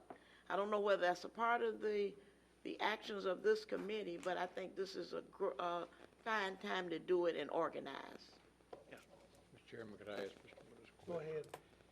Mr. Willis, I received a call from one of the folks in my district, and we talked litter cleanup, so forth. And he said in his travels through different states, he's seen signs saying something pertaining to litter, that a fine for litter is X number of dollars. For example, in Lancaster County, it's $553 if you're ticketed for litter. Can we possibly see if the state will help us out with their roads with some signs? We can put signs maybe on the county roads, entrance to communities or something just reminding folks about litter And what we're If you trying have to one in do, particular, I'd be happy to talk to DOT. Kind of like 55 mile an hour, not everybody obeys them, but we'll post them. you know, I mean, anything to bring to the attention of people and, make, you know, we're trying hard. We got it, organizations going all over the county now, and it's looking good that we got that. If you've got one particular Covering area, up the litter now is high grass, but, if you have one area that's generating a lot of litter, DOT will not post those just blanket. But if you have one particular area, they'll certainly take a look at it. yeah. Okay, let's go. Oh, Scott, Go Scott ahead. has some Comment on comments. that? That rotating sign at 160 and 521, we have put up anti-litter campaigns, but they just flash through. So that is sort of an ongoing public service thing that the sign company and Elizabeth Evans kind of have worked out. You want to mention Elizabeth's radio ad? I know she's still checking about expanding the play areas on different stations, right?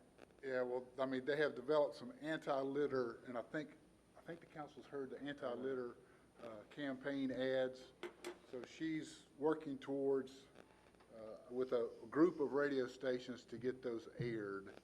I think there's, I don't remember how She many had her airings. initial, but she's looking at expanding Yeah, that area. yeah, she is. So And anyway. Steve, when that email came out, I sent you emails asking, was it also on black radio? Because if it's not, it needs to be on all radios across the That's board. what she's looking at, but initially it was just in a group of WRHI affiliated Yeah, stations. yeah. So I think if we're gonna air it, we need to air it across the board. And, I'll talk to you offline about that. Okay. and one thing, just so y'all be aware, the rationale behind that, and not trying to cast aspersions or anything, because I generally fall into this category, except for the fact that I don't like country music. White male, pickup truck driving, country music listening people are more prone to litter than any other category. But believe me, black folks litter too. So, we need to get it All right, across we're the not gonna board. get into the discussion. Red We makes might, go out more. something might get interpreted here the wrong way. I'm saying that, And, black folks litter too. please, nobody listening to this, take anything that is said No, I'm wrong. saying, I don't want it to be misconstrued. I just want, if we're gonna do public service announcement, it need to go on all radio stations, not just. Okay, yeah, I would agree. Yeah, that's what I meant, All Mr. right. Chair. We don't need nobody making the national news. Yeah. Well, if you did, I just made it. Okay, let's move down to the EMS training grant. Mr. Willis? Mr. Kincaid? Chairman, members of council, Clay is here if you have any particular questions on this grant. This is one that's 100% grant, but I still wanted to bring it to council as a discussion action item rather than information, because it does fund a new position, recruitment, retention coordinator, and also it would fund expanding some of our basic EMTs to go to paramedic school, all of which would have impact on the budget, even though it is 100% grant. And certainly want to, thank Dr. Paul McKenzie. That guy's wonderful. I don't know what we'd do without him. On That's Sheriff's my Office, best EMS, friend. various grants that benefit the Lancaster County. But if you have any particular questions on those, the objectives, mentioned hiring recruitment coordinator, replenish the supply of naloxone, hope I pronounced that right, basically Narcan. Conduct the training and retraining that's required for that. Creation of a recruitment video, training 4 to paramedic level, 12 to advanced EMT, and 6 to EMT. What we're looking for is a decrease in overdose deaths and a decrease in response times. All right. It's great, good grant, I tell you, I read all that information, it's very good, very thorough. School fee for development agreements, Mr. Willis. Mr. Chairman, members of council, at the last meeting, y'all asked, so I reached out to Dr. Jonathan Phipps. I'm sure to the surprise of no one. The school district would like to have their proposed impact fees in the development agreement template. One thing I'm recommending, obviously it'd be up to council, for the template to utilize the development agreement it's currently in there. Obviously, that may change at some point when it gets to the point council considers that. But keeping in mind, it's for a template. Council always retains the ability to consider a development agreement when it comes before you. For example, it may be age restricted, no children allowed. You may decide, probably a little, inappropriate to charge them an amount for development agreement. Maybe they're going to give some land for a future school. You may want to do an offset on there. Council still retains that ability, but that is the request from the school district, at least for the template, to plug in the numbers in their impact fee study. All right, thank you, Mr. Willis. Use of funds from the sale of property on Happy Trail. This was something Councilman Carnes had requested. Talked to Jeff Cato, who also consulted with Sonny. We're proposing to utilize the funds in the upcoming budget because it's so close to the end of the fiscal year. Not going to really mess with it right now, but in the next budget year, we would utilize that to construct 3 of the shelters for the site attendants. And that would utilize the funds for the recycling sites as was suggested. We could certainly look at something else, but that was what was recommended by the public services staff. That would be a good use. So we'll take this up in the budget, right? It'll be part of the budget, so when y'all vote on the budget, it would be included in there. Anything on the miscellaneous reports that we need to know about? No, sir, just would note for the Parks and Rec grant, that's a 100% grant. It would be in kind from Scott's, the turf people, soil, grass seed, fertilizer, all that stuff for the fields. All right, let's move on down to executive session. Do I have a motion to go in executive session to discuss some economic development discussions and 1 legal briefing? Do I have a motion? So moved. Second. Motion from Ms. McGriff, a second from, who was that down there? Mr. Mostella. All in favor, raise your right hand. We have unanimous agreement to go into executive session. We'll start in 5 minutes.